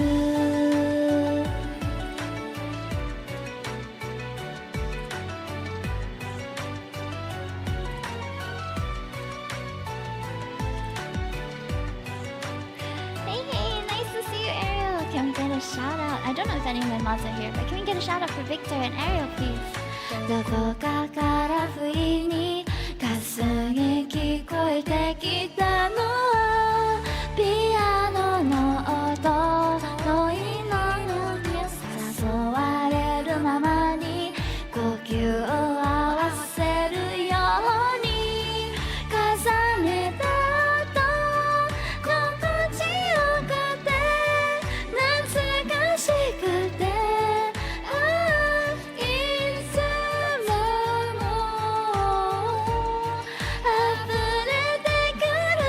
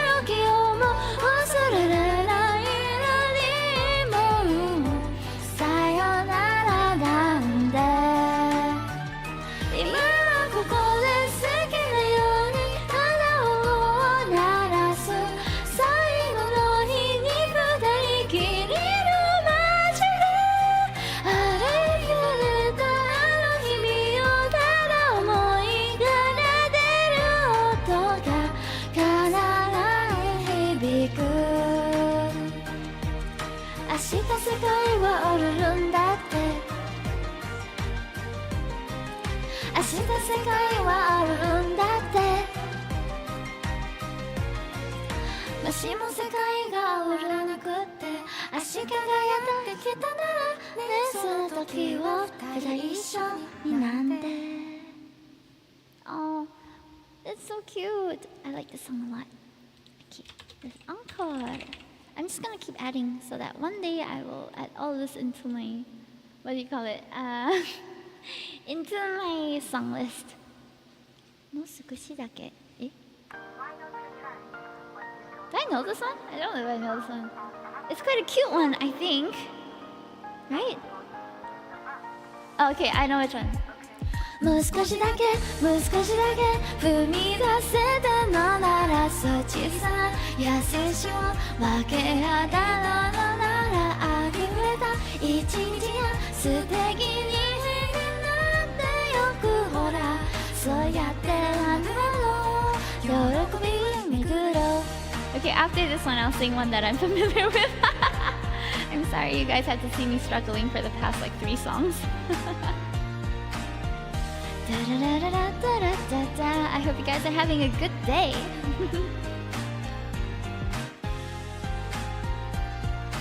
新しく救う朝にいつも通り救う朝に頼まれたお使いとよって歌数君がしてくれたあてそしてないぐらいの言葉いつもしないことはだってそのことを休みに終えたままいつもの今日もう少しだけ踏み出せたのならもう少しだけあと少しだけ優しくなれたらあふれた一日も素敵になってゆくようなその気がしたんだ今や心にけろ暗いニュース流れる朝に友達が進んでいき朝に自分はいらない存在なんてだから朝にあなたの苦労を追い出したんだあなたが描かれたかった久しぶりに会いに行くよ今すぐに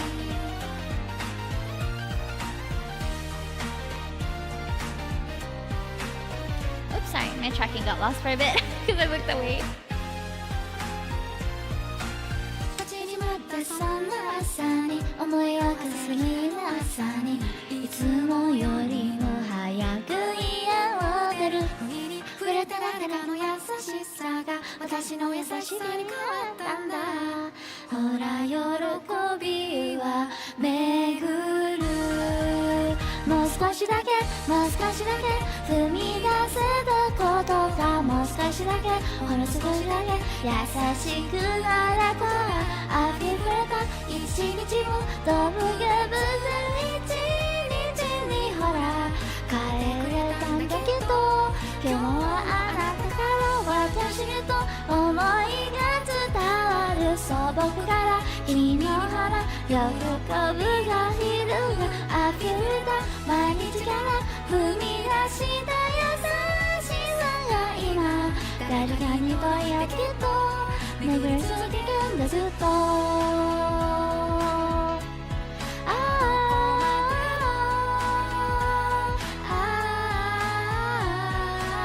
今日もどこかであんたらが今は生きるあなたから小さな幸せを見つけられますように Okay, this is a bit harder for me, but it was fun to sing. A lot of these are like mildly familiar, but not very familiar. Okay, there we go. So this is more of YOASOBI learning stream. Okay, next one. We know, you know, we all know this one. Wait, let me see the volume first. Okay, we got it. Should we end here? Oh, I should. Let's end with one that I'm familiar with, okay? And I don't know if you guys are sick of this song, but I like this one a lot.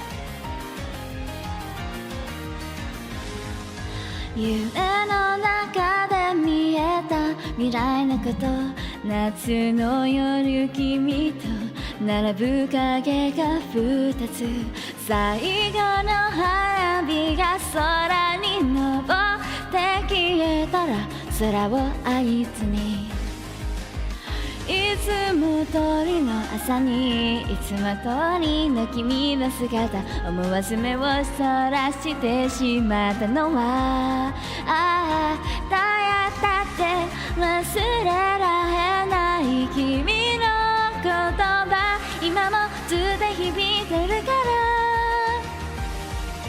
ああ夜を抜けて夢の先へたどり着きたい未来へ、本当にあの夢に本当に今の不安になってしまうけど、きっと今を抜けて明日の先へ二人だけの場所へ、もうちょっとどうか変わらないで、もうちょっと君からの言葉、あの未来で待っているよ。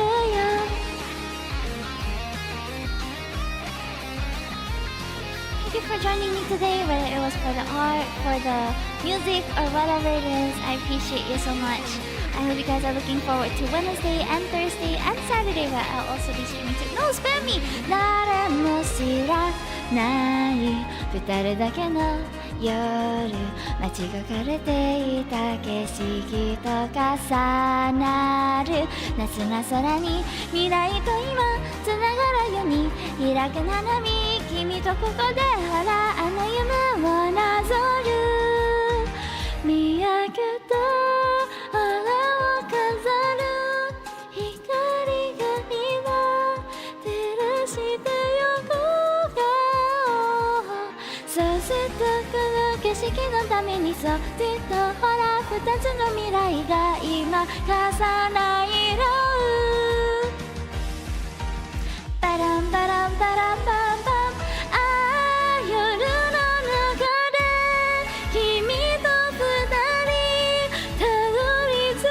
た未来へ、大丈夫思いはきっと大丈夫伝わる、あの日見た夢の先へ、ああ今を抜けて明日の先でまた出会えた君へ、もうちょっとどうかオーライだ、もうちょっと許せいかの花火が今二人ずつ包む、踊らない世界に秘めた好きだよ。Thank you for the stream. Thank you for being here. I hope you guys enjoyed your time. It's been great. Bum, bum, bum, bum. Thank you! Thank you for coming in. I really do appreciate you guys so much. I had a lot of fun with you today, and I hope that you have fun with me too. We talked about all sorts of stuff, we sang some songs, and I'm really happy with how today's stream went, so thank you. I'm gonna just, what was the last two songs we sang? Okay, and then we had I Know You Made My Soul. There we go! Oh, we have the English version playing on Spotify right now. Okie dokie! Thank you for the karaoke. Thank you for being around. I really appreciate you guys. I hope you all don't mind that I do this kind of like mixed bag sort of streams most of the time. I said I would do art and then I end up jumping into something else. Like, I am sorry. I'm sorry. That was amazing. Thank you so much, Troy. I'm glad you liked it. Desdemona! Thank you so much. My precious Despresso. Can we get a shout out for Desdemona before we go as well? And I'm gonna just quickly see if we can find someone to read. Oh. This is always the awkward part. It's like, I don't know how it's like. It's like when you say bye and then you end up going in the same direction. That's what it feels like. Ada. Aw, okay. Well, I can be a bunny before we end. That's fine. That's fine. This will be what you see in your dreams tonight. Hey! Yeah. Okie dokie. I don't know if any of my friends are playing. Matte, matte. I'd stream, I swear. Yeah. Bunny jump scare, that's me. Yeah. Thank you for streaming. Thank you, Chingo, for being here. Can we get a shout out for Chingo as well? And whoever else is in the chat that I have not said hi to today. Ah, Hello Kitty. I'm gonna be playing Hello Kitty tonight. Oh, oh my gosh! I have a friend who's doing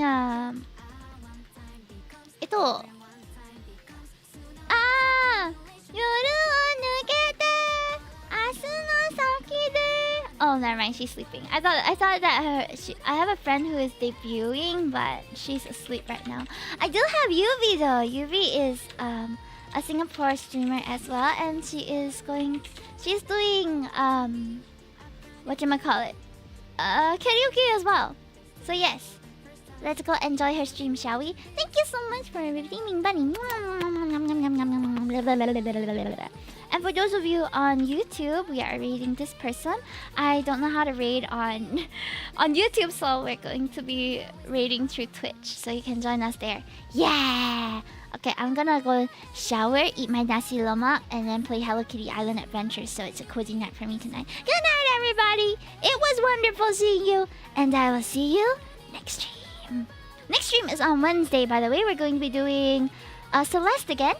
And then on Thursday, it's going to be Hear Me Out Cake! Yeah, I'm going to tell you all the cakes that I would get a piece of. Woohoo! Joined by Min and Cat. I think it'll be quite fun. So do tune in for that. And Saturday is going to be my heart to heart. So it's going to be a mixed bag of streams this week also. I hope you guys are too disoriented. It's like, oh, she's so wholesome. She's so real. And then she's like, I'm gonna bang all these inanimate objects that I've seen growing up in childhood. All right. Well, bye bye. Have a good one. I should stop talking now. Adios.